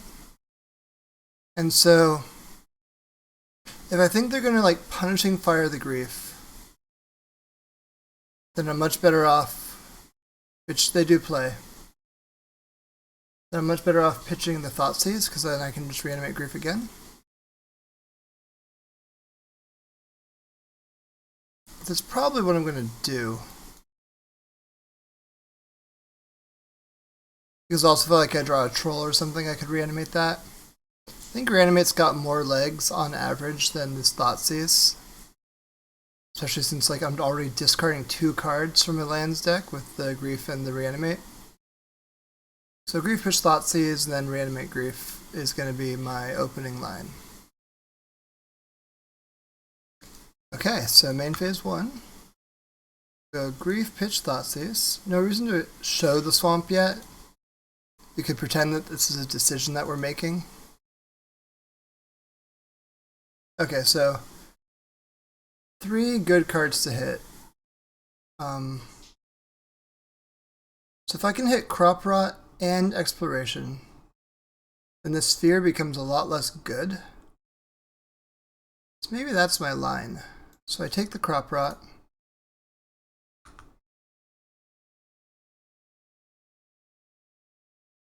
Reanimate Grief. Obviously, I do kind of wish I had the Thoughtseize instead of the second Reanimate right now, but I think I made the decision correctly with the information I had at the time.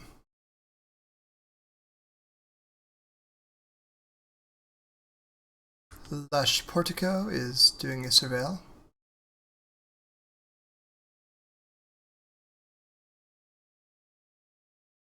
Surveil to the top. Card that they want.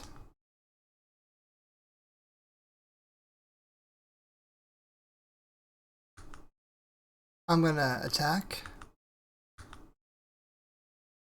I I think I'm gonna Wasteland here. I think that it sets them back enough from like a punishing fire or what have you that it's worth just doing.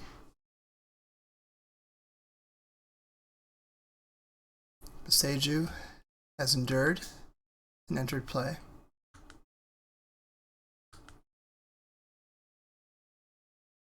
So now we are entering the I would like to draw a white source phase of the game, where I would like to draw a white source.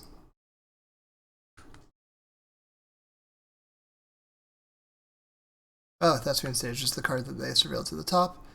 The reason they want it is because it combos with Dark Depths to kill us. So now I really want a white source, or I'll take a Solitude. Just a little Solitude will do. The Crop Rot, what this is going to do is this is going to get Yavimaya. And now they can immediately Dark Depths us. So Solitude is the draw that saves us here.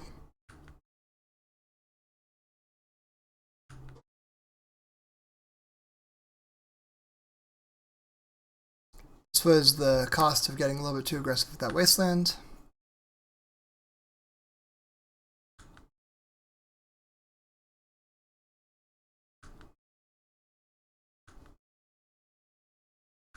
I'm just gonna keep moving along here, see if they attack.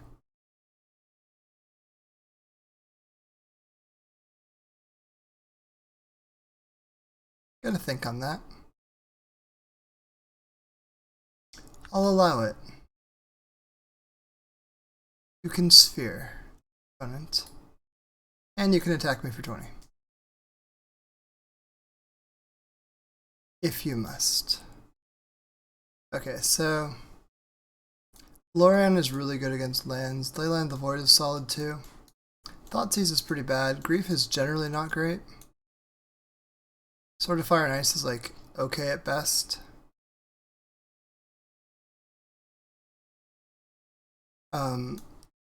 Grief is pretty bad. Bowmasters are pretty bad as well.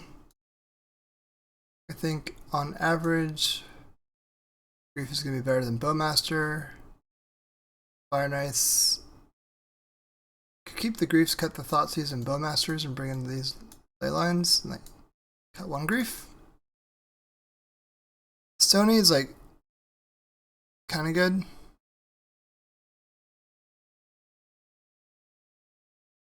I'll bring in a couple Stonies and I'll cut a Chrome Mox and a Grief down to 2 Griefs.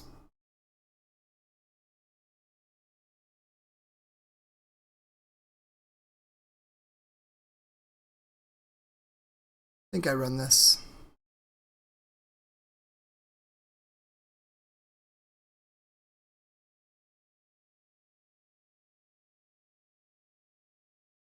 So this guy has Grief reanimate again. I'll keep it.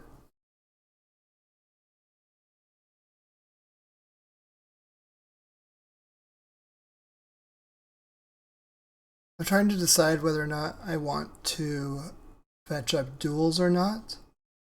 I think the fact that my hand is gonna like run out of gas really quickly means that I probably do want to fetch duels, because I'm gonna want to fetch Surveil lands to better sculpt my hand.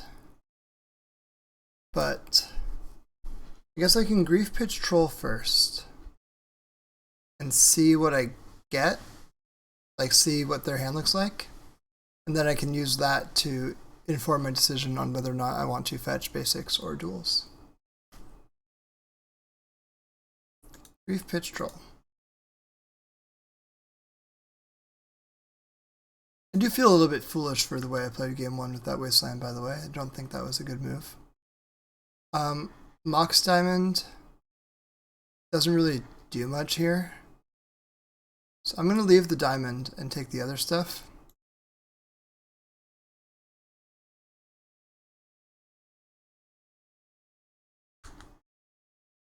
And I think with the way that this hand is shaping up, oops. Not pass through the turn. I'm lagging a bit, which is not really what I want to do, but That's why I'm in my second main phase right now. I'm trying to play a Marsh Flats, fetch a Scrubland, and reanimate Grief.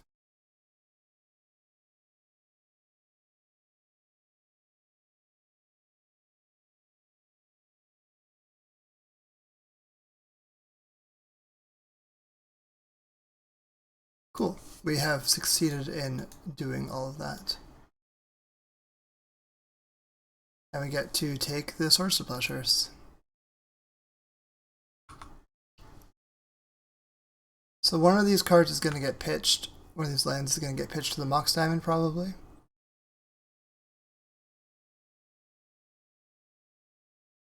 I guess the stage, or whatever land they drew.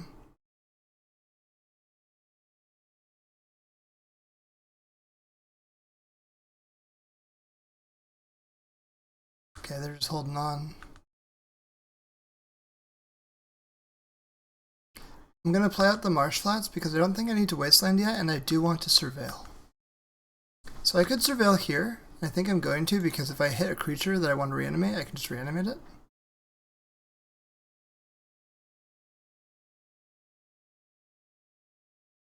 That Stoneforge into the graveyard. Stoneforge onto the battlefield.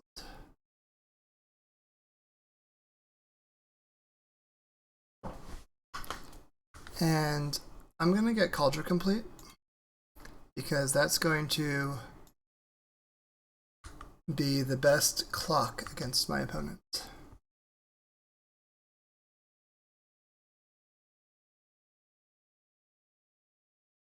So they're fetching Surveil land of their own.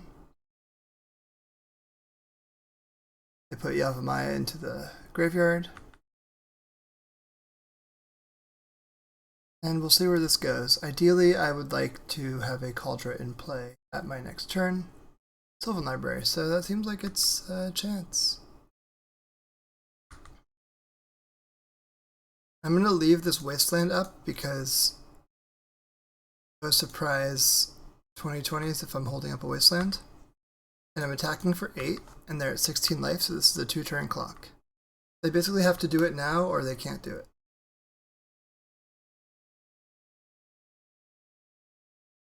And so I think that this holding up the Wasteland is the best way to prevent the 2020 because the Dark Depths has an intervening if clause that means that if you Wasteland it with the you may sacrifice it trigger on the stack, then you can no longer sacrifice it because it's already dead and you don't get the Merit Lage. So that's going to be my line if that's found. It wasn't, so match tied, and we're on to game 3. I want to sideboard differently? I don't think so.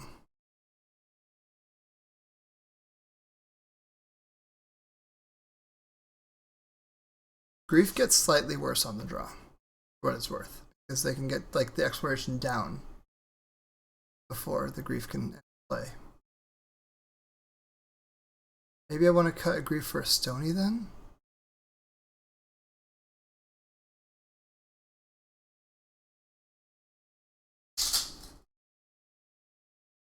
Maybe.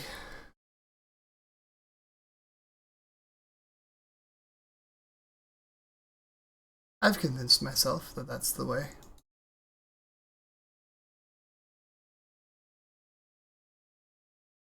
So we're going into game 3 on the draw.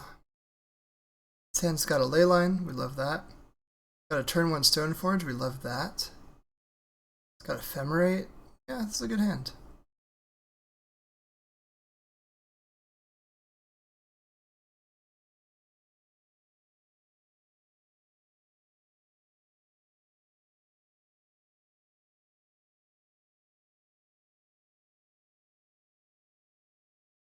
So we start Leyline. Means that Life from the Loam is turned off. Mox Diamond is, of course, live. Land. Sylvan Library. Okay.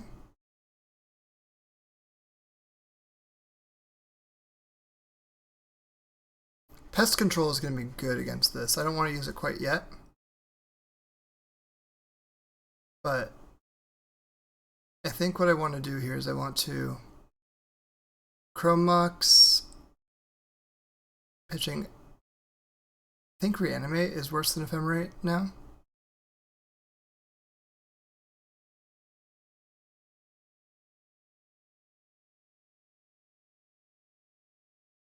So Chromox, I'm gonna eat Reanimate.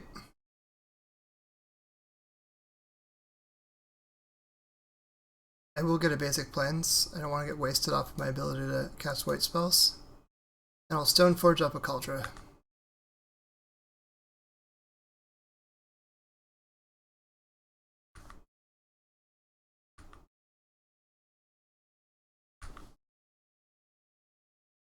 So hopefully this puts enough of a clock on that there's some real pressure.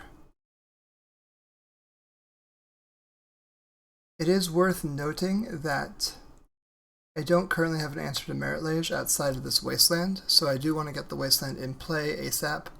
But their Wasteland does effectively kind of, air quotes, answer our Wasteland.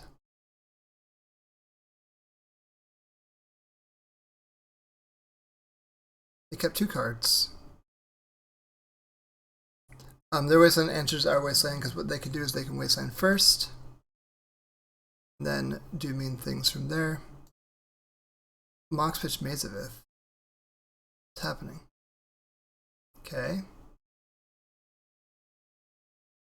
Oh, this is a pest control. We're going to control these pests. Oh my goodness.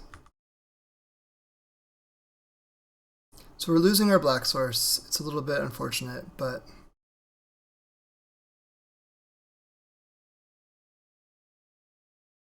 this wipes 2 Mox Diamonds and a Reclaimer off the field.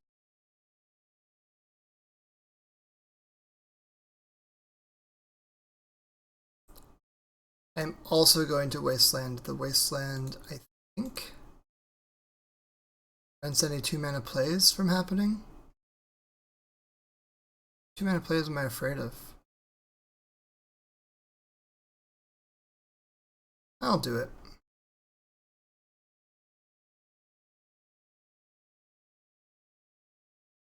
Obviously, Light from the Loam doesn't do anything right now because of the Leyline. Sylvan Library is quite a card advantage machine.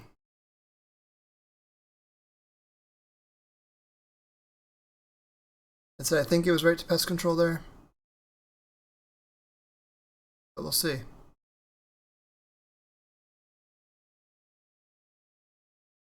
Opponent's at 8. So I'm going to Swamp Cycle this Troll to get a Surveil Land. Use it. Backstreet is back. Alright, we want the Reanimate. Get it? Backstreet's back alright? I am very funny. So, there's a lot of things they could do to interrupt this, like a endurance, crop rotation, blah blah blah blah. But it's worth making this happen. Archetypes enters play.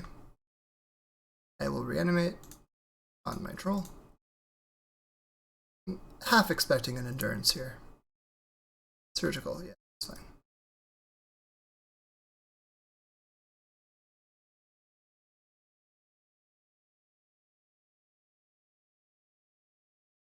They should make sure that they click the Troll in my yard, otherwise I will Reanimate it.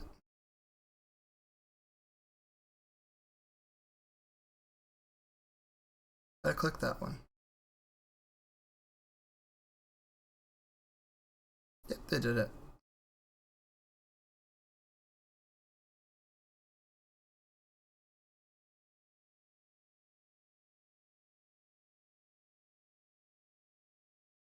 So the reason that is because Surgical Extraction, you choose a card in the graveyard and then exile as many as you want.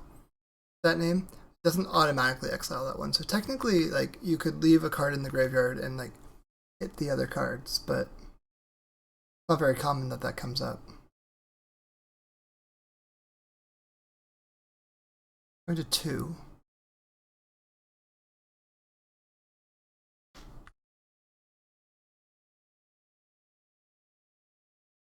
Wasteland. This is good for me.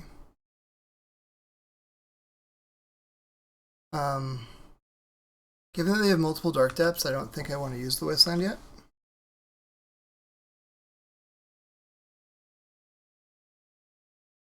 This dark depths currently is doing nothing. Saga, see, that's a better card to hit. Soul Guide Lantern, yep. Now there's no reason to use my Wasteland until I'm ready. Like, I can do it on my turn. They're still tapped out. That's good for me. So I am gonna get rid of this Urza Saga. And if I draw another white card, then I can play Solitude and Ephemerate Solitude on the end step, then untap and attack for lethal. So I'm just a white card away.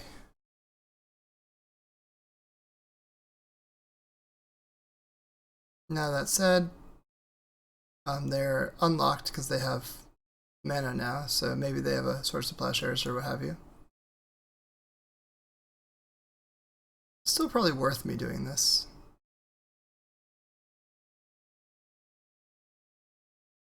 They're thinking of popping the Soul Guide Lantern for a card.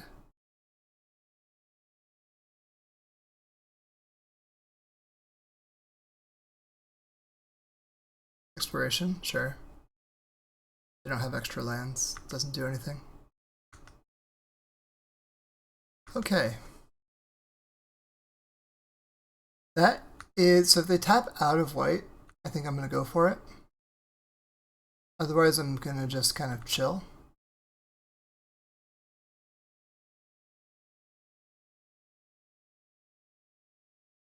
Because I think that this is an extra layer of protection that I have now. If I draw like another white card, I can play around a single removal spell.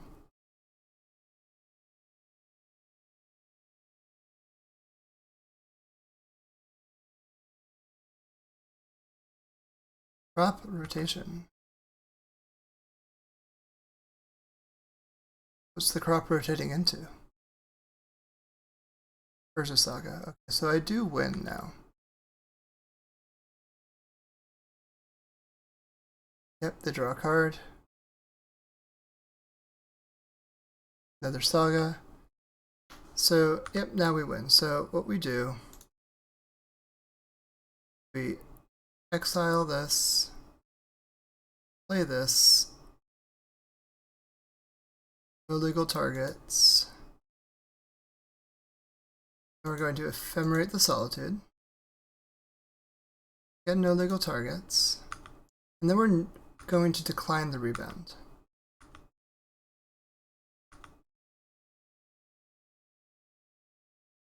No. Now we attack.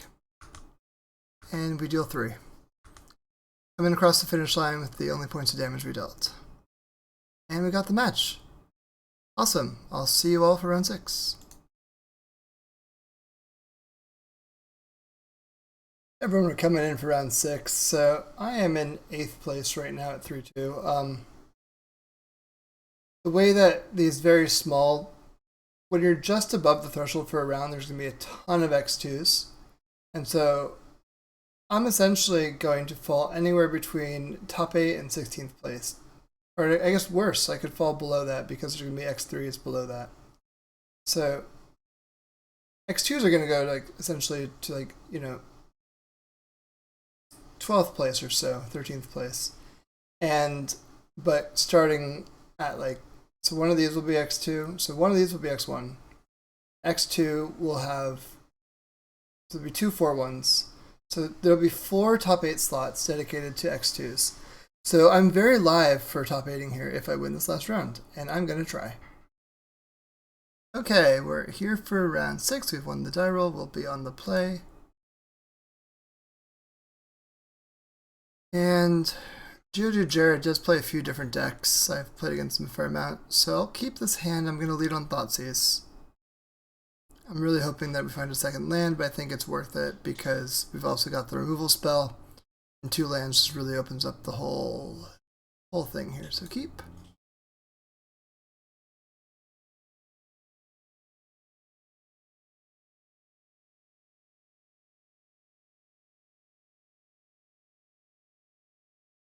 Get into Scrubland and go in Thoughtseize you.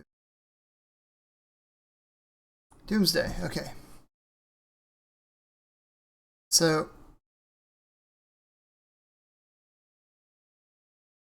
this is kind of a rough one for us as far as these things go because they've got both Doomsday and Personal Tutor and Dark Writ, Cabal Writ, so on and so forth. That said, I think I've got to just take the Doomsday. They're going to Personal Tutor for Doomsday again, but I mean, that's, if I take Dark Writ, and they still have turn 2 Doomsday, just with Cabal Writ Doomsday. But this one puts them down a card. That's the line. But yeah, this is going to be a tough one for us because a lot of these cards, Jared plays like Goblins a fair amount and stuff like that, and so I was anticipating something more along those lines.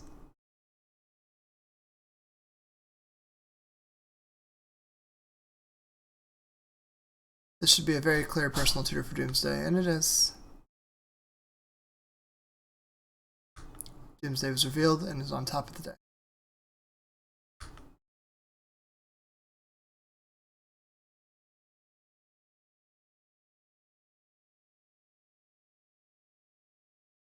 I will get Shadowy Backstreet here, and I'll play it. I want a Wasteland. I maybe want Grief, but... So if they...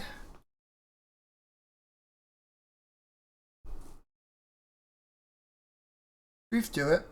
Let's see. So, no, because they can just Doomsday us now. And then they're just gonna draw cards and win. I think I just want Wasteland. If it's not a Wasteland, I don't want it. Not interested.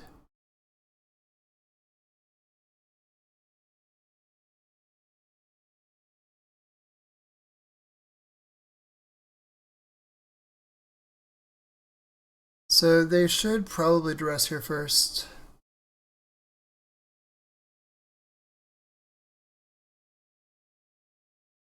I guess I know he, so Jared, he should dress me first. Dark Writ, Doomsday. Might be saving the dress for like right before going for it, which also makes some sense.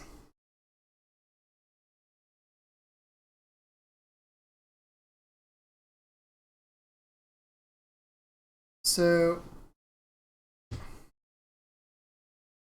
see what I can do.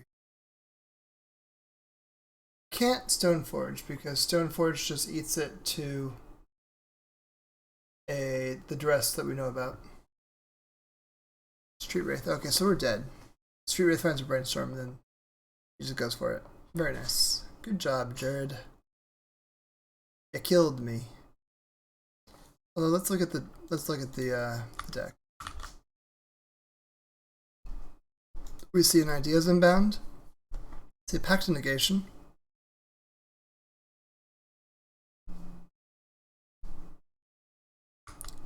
Considers right there. 2 Oracles, because one's in exile. Here's the other one, winning the game. Any dazes? 1 daze. 1 daze. Personal Tutor 1, 2. Yep. 3.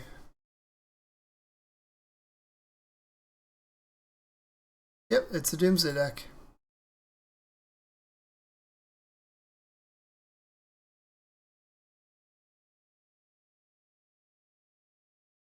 So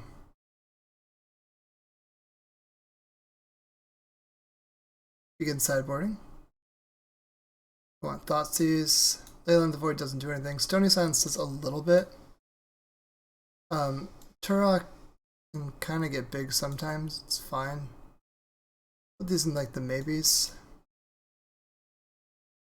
I wouldn't be too shocked to see a couple shielders in the board. But let's see, Lion Slash does like close to nothing. Pest Control does really nothing. So these cards are like just dead. Get them out of here. Plow is pretty bad. I'd rather just have Solitude as my only removal spell.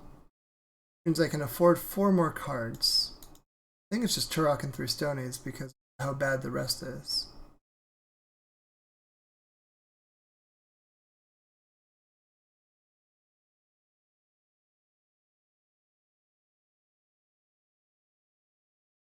I'm not happy with this per se, but Leyline does nothing. Loran does... Oh, Loran can, if untapped, can mess with Oracle, or like with Boss's Oracle, because they can't cast it on an empty library if I can just like make them draw an extra card. And then that turns on the removal spells.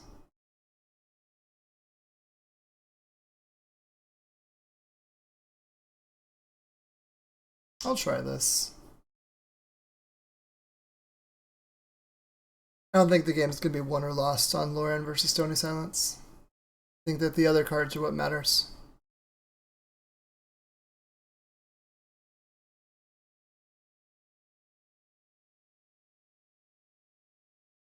This hand does not interact in a meaningful way. I think it's too slow.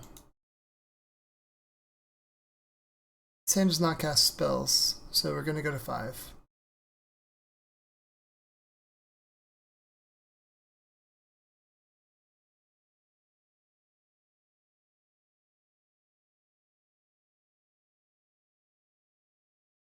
This hand's great. Put away the Backstreet. Put away Ephemerate.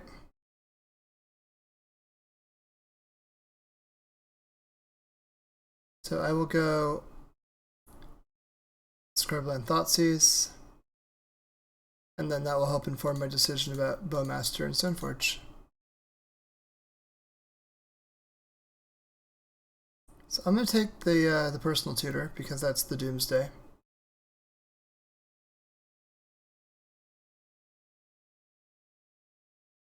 I'm lagging, but I do believe I selected it. Okay, I did.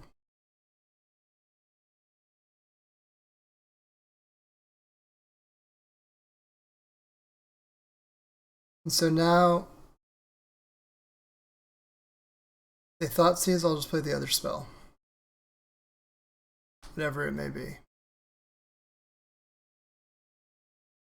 If they don't Thoughtseize, I'm going to Bowmaster because I don't want to like cast Stoneforge and then just get my good card Thoughtseized. Delta. Battle.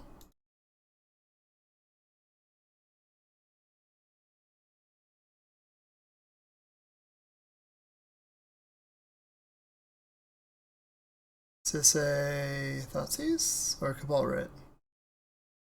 Thoughtseize, oh thank God.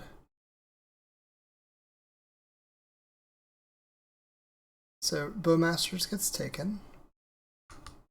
Means I do just Stoneforge up a Cauldron. Using the land they know about.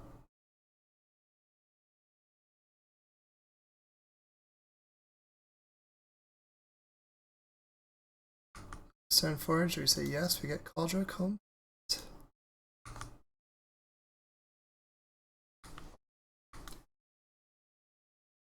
Cauldron is quite a clock. It will essentially force them to like Doomsday and win all in the same turn.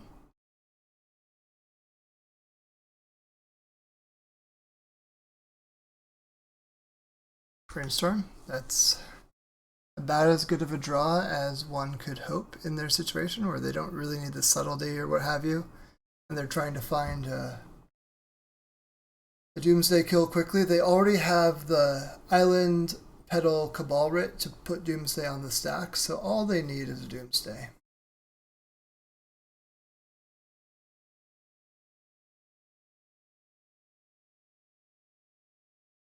Especially since right now, if the Doomsday, they go to 8, which Calder does not kill from. Ponder, okay. Shuffle.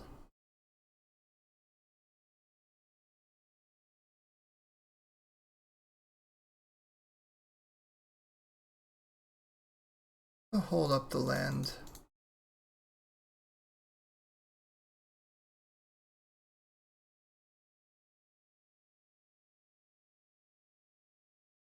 So now I'm attacking Jared down to 12, which means that if he casts Doomsday and passes the turn, I have 6 power on board. So Doomsday's gotta be a 1 turn or same turn win. WTT, as we like to abbreviate it. There's the Brainstorm kind of hoping to find that whole situation.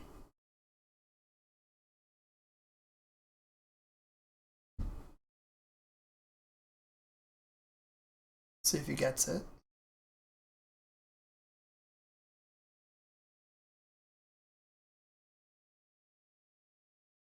Thinking. See how long he thinks it for. Finished thinking with the Brainstorm and just conceded, moving to game 3. So I don't see much motivation to change my plan. Outside of nothing. I think this is just what I want to do. Like, Solitude's bad, but it's not. I go like 1 Stony over Solitude? Maybe not even. I'm anticipating some number of Shieldreds and stuff like that. They might not be playing that game at all. Well, no, I saw Subtlety, so there's some creatures in there.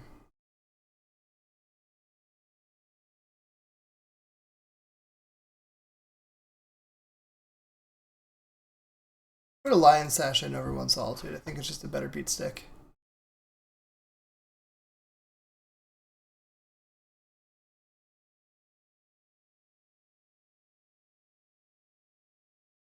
Not super happy with this deck configuration against Doomsday, but I am quite happy with this hand against Doomsday. We'll keep it.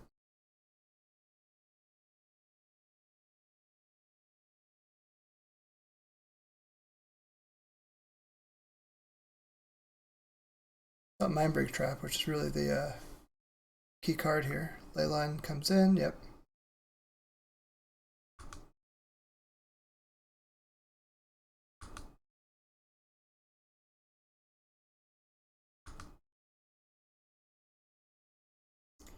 Scrubland, so I'll just lead off with the Thoughtseize.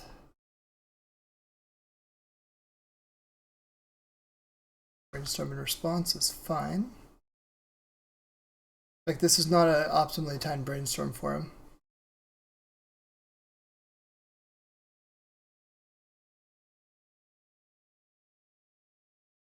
Also, if I can hide this Wasteland a little bit post a Doomsday, then I might be able to do some mana screwing.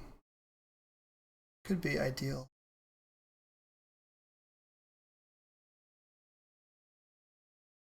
Let's see what we get, though.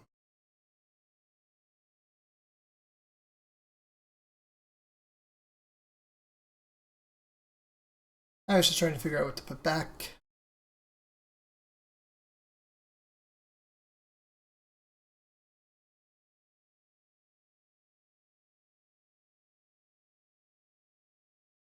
Permanent life on the line here.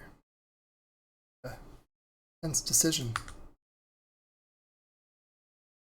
Well, I have no decision. I get to take a Doomsday. And this informs me that he's got something. Got lands, probably another Doomsday is my guess. Maybe a Brainstorm on top.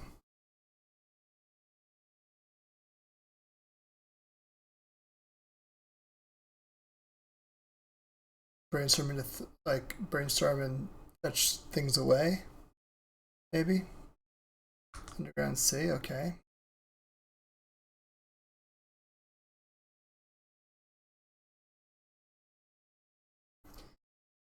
I think I'm going to upkeep one Bowmaster.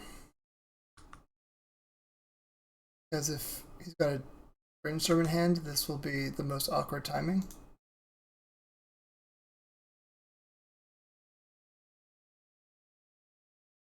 If it's like a daze, then so be it.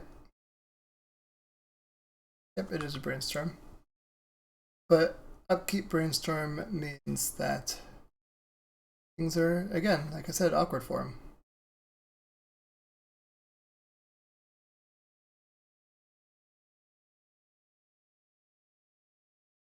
So I am going to try to get him to the point where he has to do all the winning in one turn, like with life total pressure, so that Mindbreak Trap can become live. That's the hope here.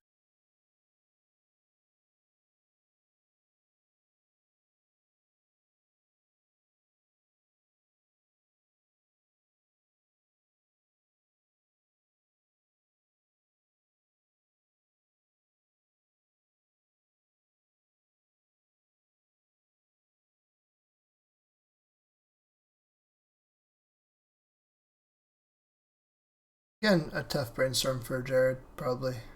Because he gets to shuffle away exactly one of these cards. He's going to draw one. Then we know he has two fetch lands in hand, so he'll be able to shuffle away one of them. Unless he has like a Lorien revealed somewhere in this, but I didn't see any in the initial deck reveal. And Lorien revealed is usually a, in one card.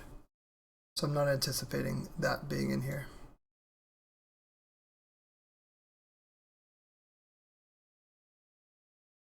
The Bowmaster is in.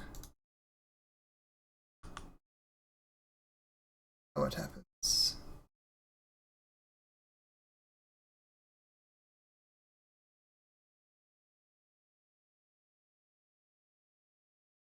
Blooded Strand, yep. Settle. So if this is a Doomsday, I can Mindbreak Trap it, and I think I will, because it's going to be a Doomsday pass.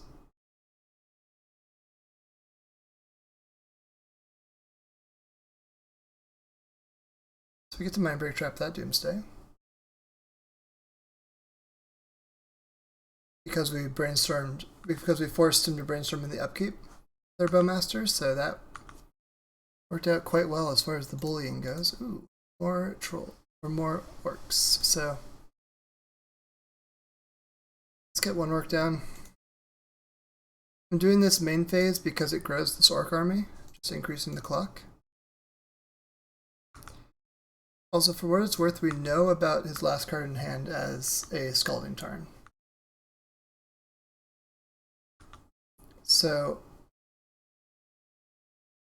this turn, next turn cycle, we're under some motivation to Wasteland and Underground Sea, so that he would need a ritual to be able to Doomsday.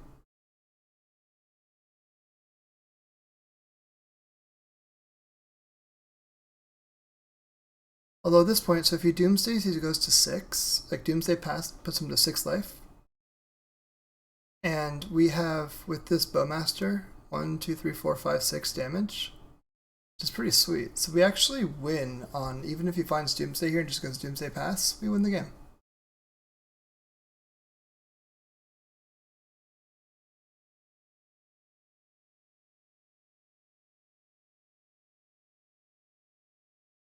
But there's no reason to make it even harder if we can avoid it. Oh yeah, even more, because I forgot about the damage off this Ponder. Boing, boing.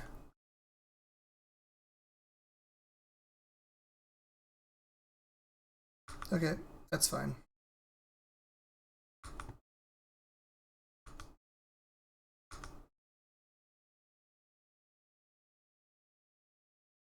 I will Wasteland one of these lands now.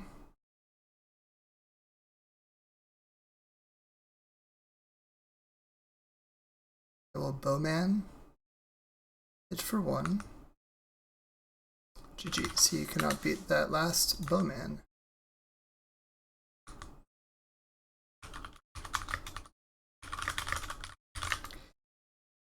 Jared, very cool as usual. Wished me good luck the rest of the way. I'm sweating the breakers. I think I can get there.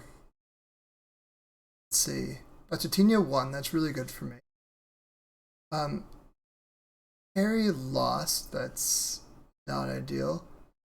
Vidar won. That's good for me. Responsibly Stupid lost. Who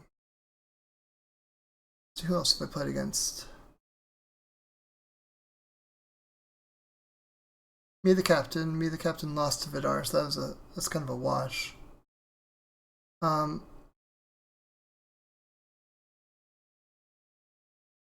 see. Not ideal. Like I got, some wins, some losses, but I don't think this overall was super great for my breakers. Like winning, obviously, like I do what I can. I do my best to win and get all my wins in there. But let's watch this for a minute. Got one last match happening of Eureka 22422 against Magic Dads 71522, which is kind of funny,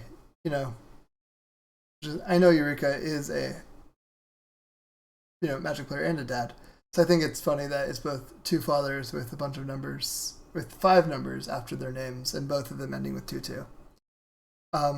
Let's see here. So breaker math is fun for me, just to kind of like figure out where things are at. So yeah, it's gonna be a sweat.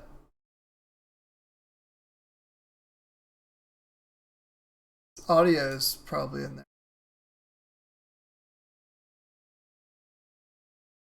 but we don't know. Don't know what's gonna happen.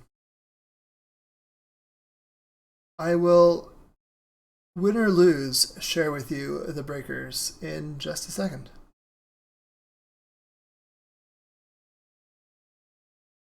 We did it! We snuck into 7th place. Oh, Eureka got 9th. Pain. But yeah, we snuck into 7th, so we're in the top 8. We're gonna play against Deathrong Shaman 420, who is a beloved lands player. So we'll get to play against lands again, I believe. But anyway, I'll see you all as soon as the top 8 starts. It makes us 3 for 3 on challenges recorded and top 8s acquired. So pretty happy with that. Really happy that I've been able to perform so well on these recordings. So I really hope that you all have been enjoying this matches. Make sure to like and subscribe. I'm going to be dropping new videos every Monday. Scheduling them, I think I'm going to have them come out at 6 a.m. Pacific, 9 a.m. Eastern, so basically when America's getting to work on Monday morning and needs some sort of long video to put on during the workday to make doing work less painful, you can always queue up a legacy or vintage challenge. And so I hope that you've been enjoying this. I've been loving making them. And if you do play me, don't forget to bounty. I've had 2 people beat me today, and neither one is called bounty on me. So it's unclaimed code, but I mean, I might lose again or I might just win. So yeah, if you beat me, no harm in calling bounty. I'll tell you straight up if someone's already beaten me and gotten it for the day, but no one has. Here we are for round, I guess, 7 quarterfinals. So Deathrong Shaman 420 is going to be our opponent. We lost the die roll. And yeah, as you can see, they are a lands player.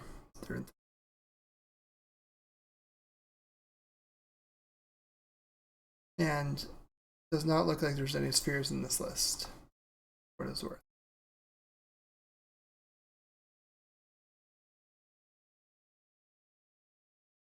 This hand is okay. I'm gonna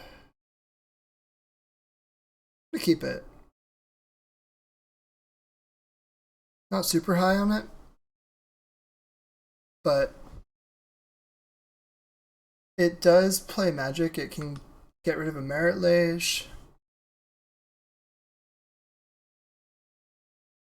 So, say Wasteland Pass. Needle. Okay, what's Needle line name? Does he have me on Doomsday today?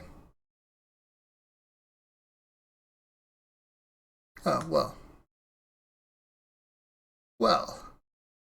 Called shot. Oof, and double called shot. Okay.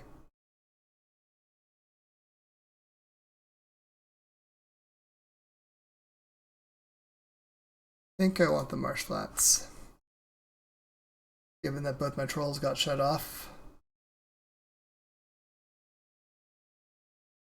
Good name with that needle.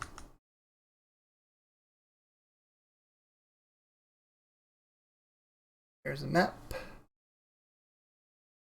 Go expeditioning.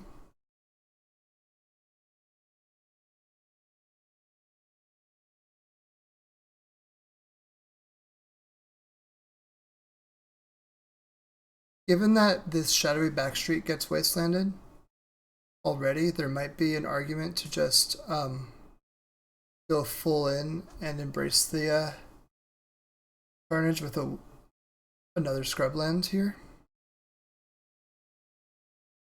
Although the argument for going for just a black land is that I can fetch black-white and just play around the wasteland or future wastelands. Yeah, maybe that's better. So I will Nazis.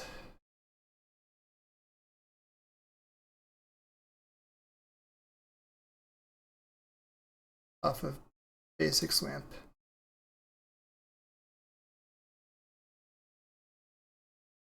Take an exploration that really doesn't do much right now, but it is a live hit.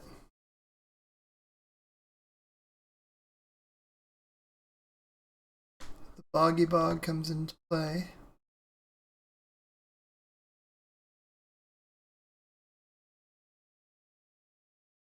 Now I'm really just looking for a white source.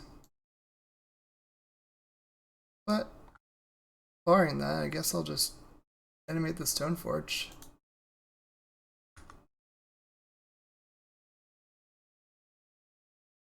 Cauldron or Lion Sash?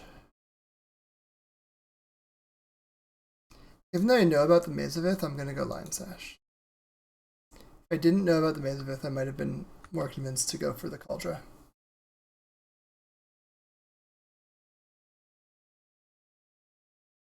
Saga. So now, yep. Lose the white.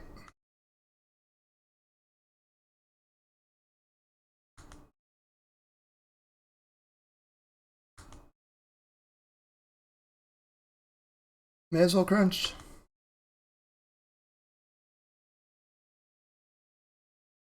Can't cycle troll because of Pithy Needle. What's the map getting? Thespian Stage? Another Urza Saga.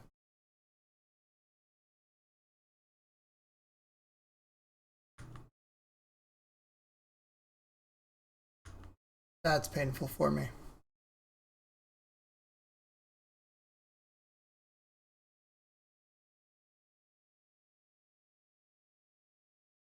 Just be disgustingly outvalued now. Yep, and unfortunately cannot cycle this troll into anything good.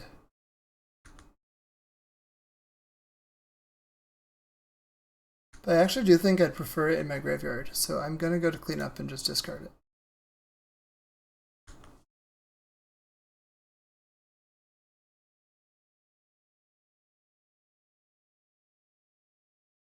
And I'll Solitude pitching a Stoneforge Mystic now.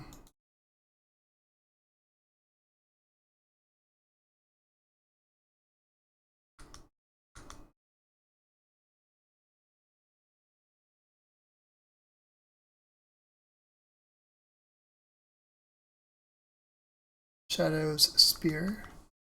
So really my best cards are like White Source Pest Control.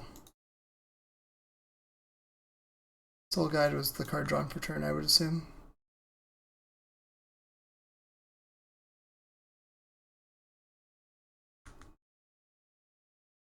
Okay, White Source. Very cool.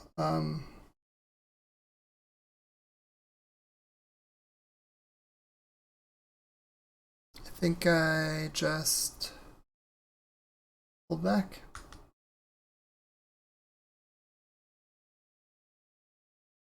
They might not go for it because of I might be representing Cauldra. Nope, they are not afraid. Which is correct, I am not scary.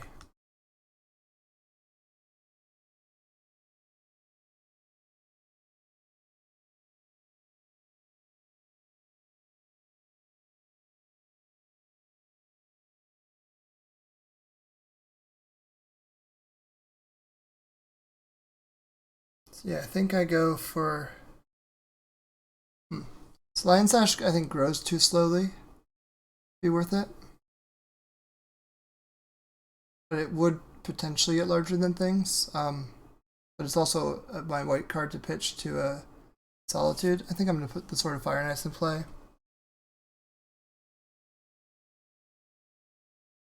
Oh, that's a good one. Guess I'll hold back another turn then.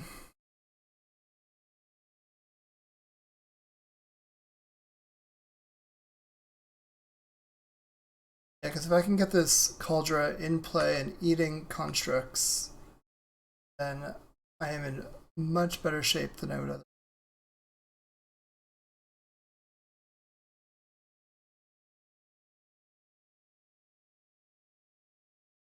Saga is a construct pumping machine.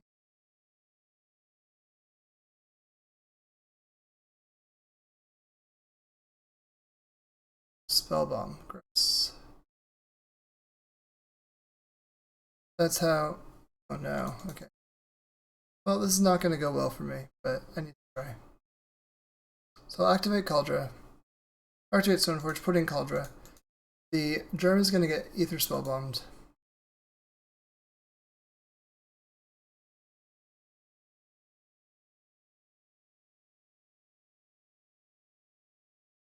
Yep. Now I go Solitude, pitch Lion Sash.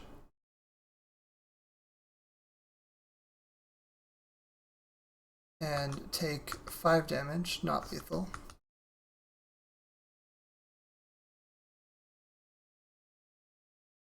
I don't really have a good follow-up from here.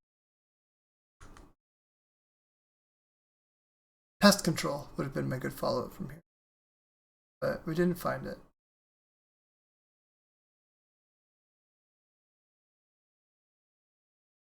Well, I'll get rid of the Saga now.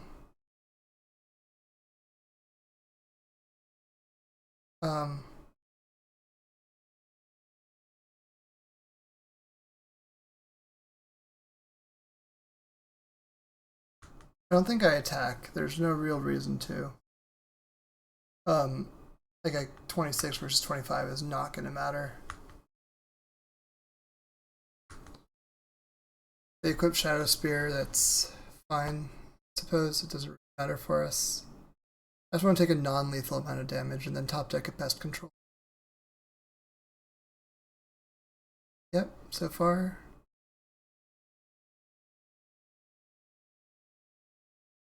Bowmaster in. I can deal a grand total of 1, 2, 3, 4 damage, which is not enough to kill that, so I'll send that face.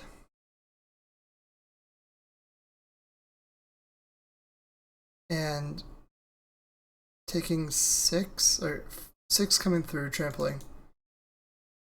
For any benefit to going to 2 life over 1 life, I guess a fetch land. But cares, I think.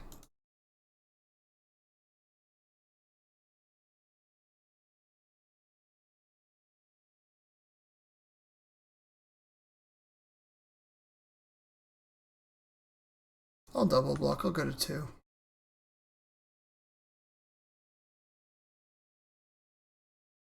Just want to Pest Control. It's the best control. Oh man, not a control.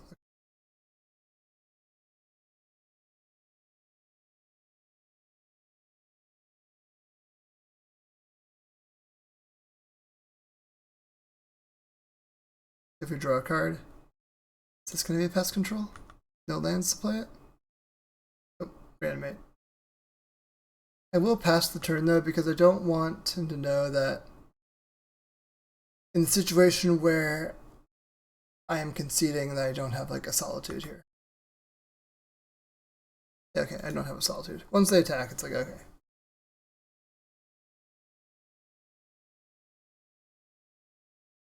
So against lands, I want the ley lines.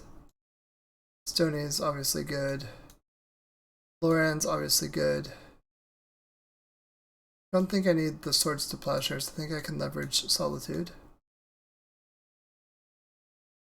Bowmaster is pretty bad as well. And then I can cut a Thoughtseize as well. Keep the griefs right now. I boarded slightly differently last time.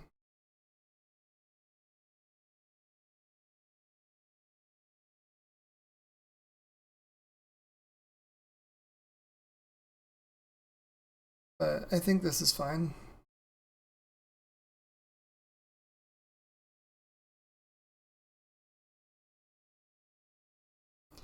I could see like, I don't know, changing out like a grief for something, like a grief for a Thoughtseize. I'll try that.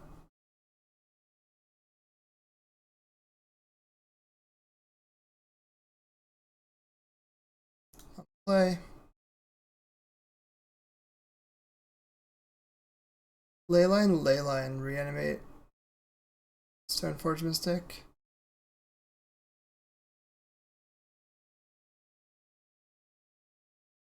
This is like not doing it. This is better.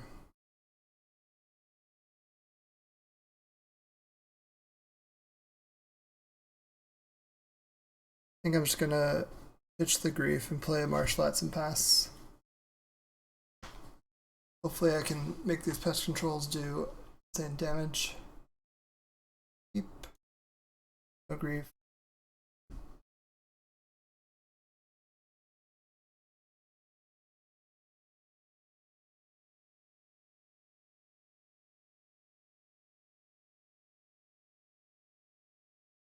So now we'll see what the end step looks like, but I probably want to play with basics.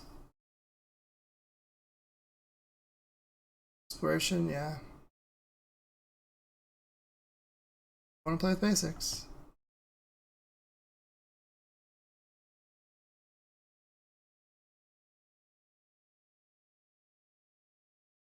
That's solid. So I'm going to fetch a Stony Silence now.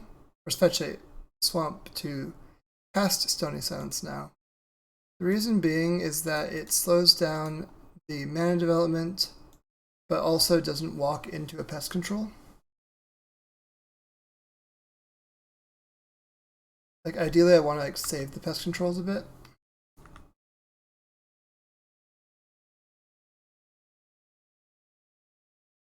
Okay. Yeah.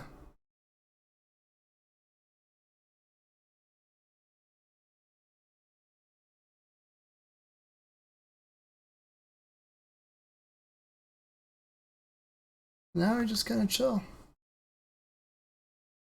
There's no point going for it at this point of like popping a pest control to kill an exploration that's not doing anything or what have you.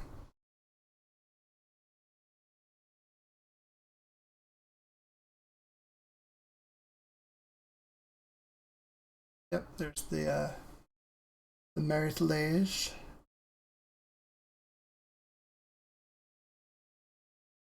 Crop routine.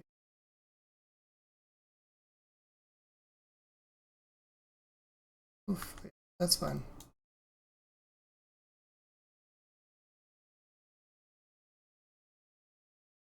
Yep.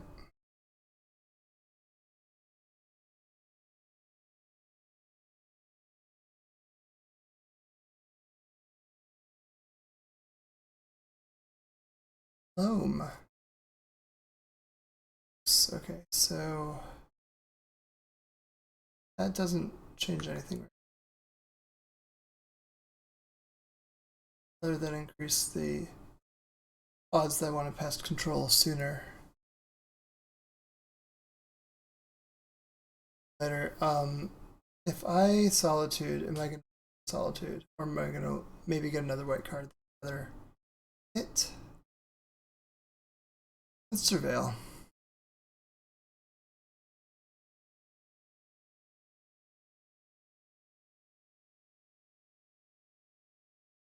I already have a Reanimate that I don't have too much use for.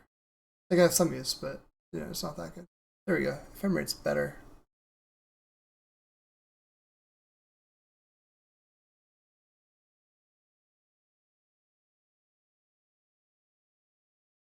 I can Solitude pitching Ephemerate, then Reanimate that, and I have 2 pest controls now.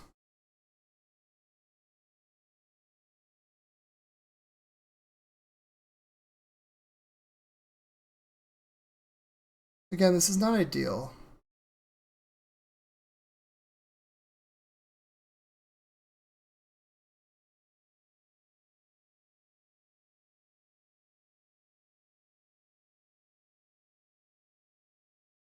This Solitude has to go quite a long ways.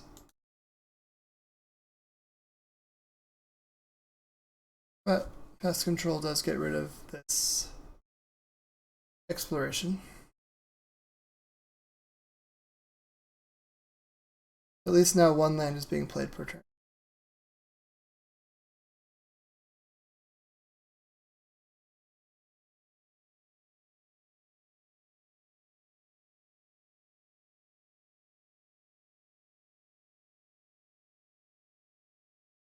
Azavith, Urza Saga are both, you know, and Wasteland, they're all good cards.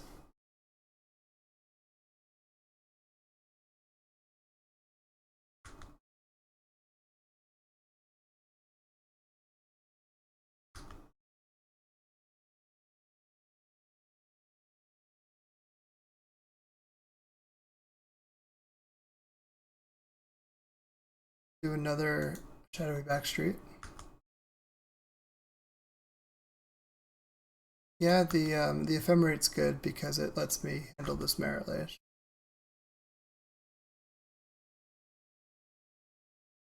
So that's the plan.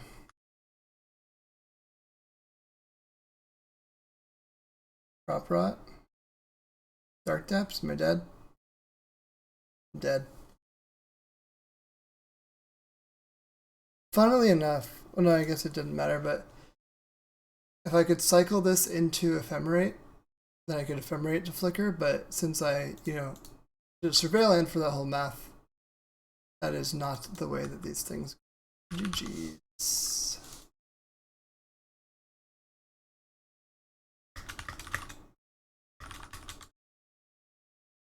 Got a pretty quick knockout in the top 8, but happy to have breakered into it, and I think the player who played better won here, so good luck to Deathrong Shaman 420 in the rest of the tournament. Let you see all the cool things that he's doing right now.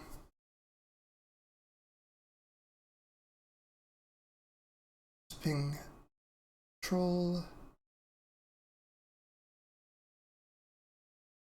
as, again, a redundant Merit Lage if somehow I was able to answer this one with, you know, the card on top of my deck. But alas, we die.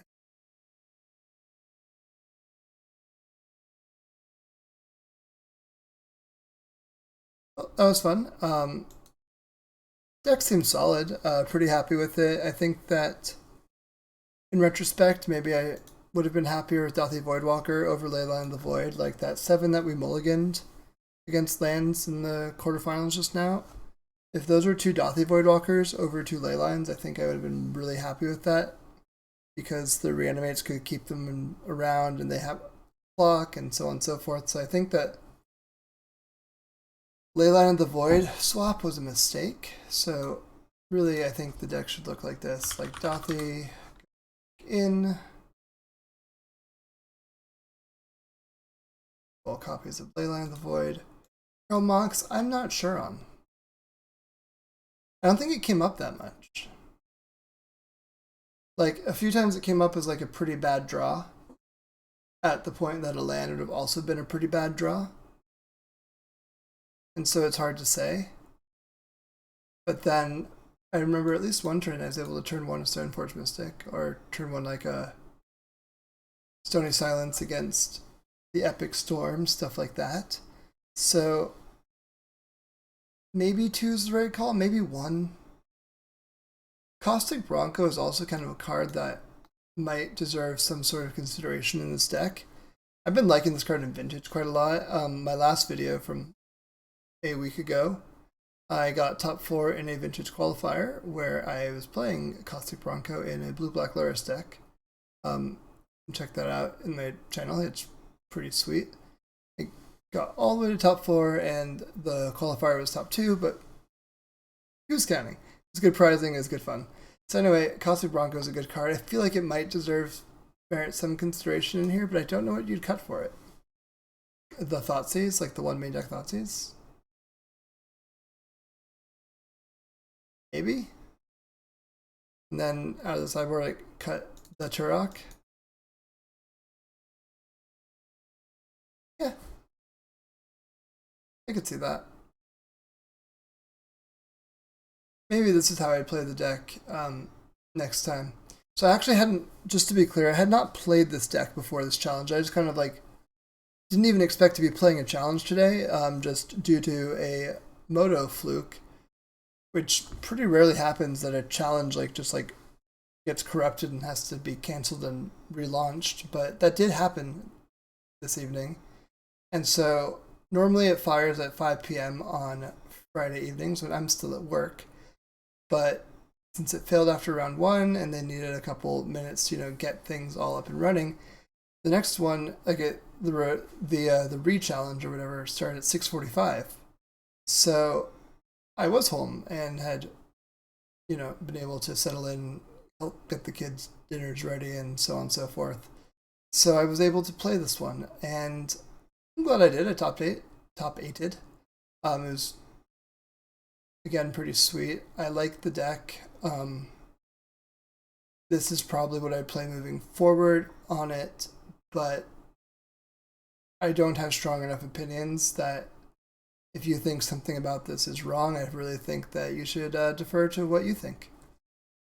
Anyway, thanks everyone for hanging out and watching me top 8 yet another challenge.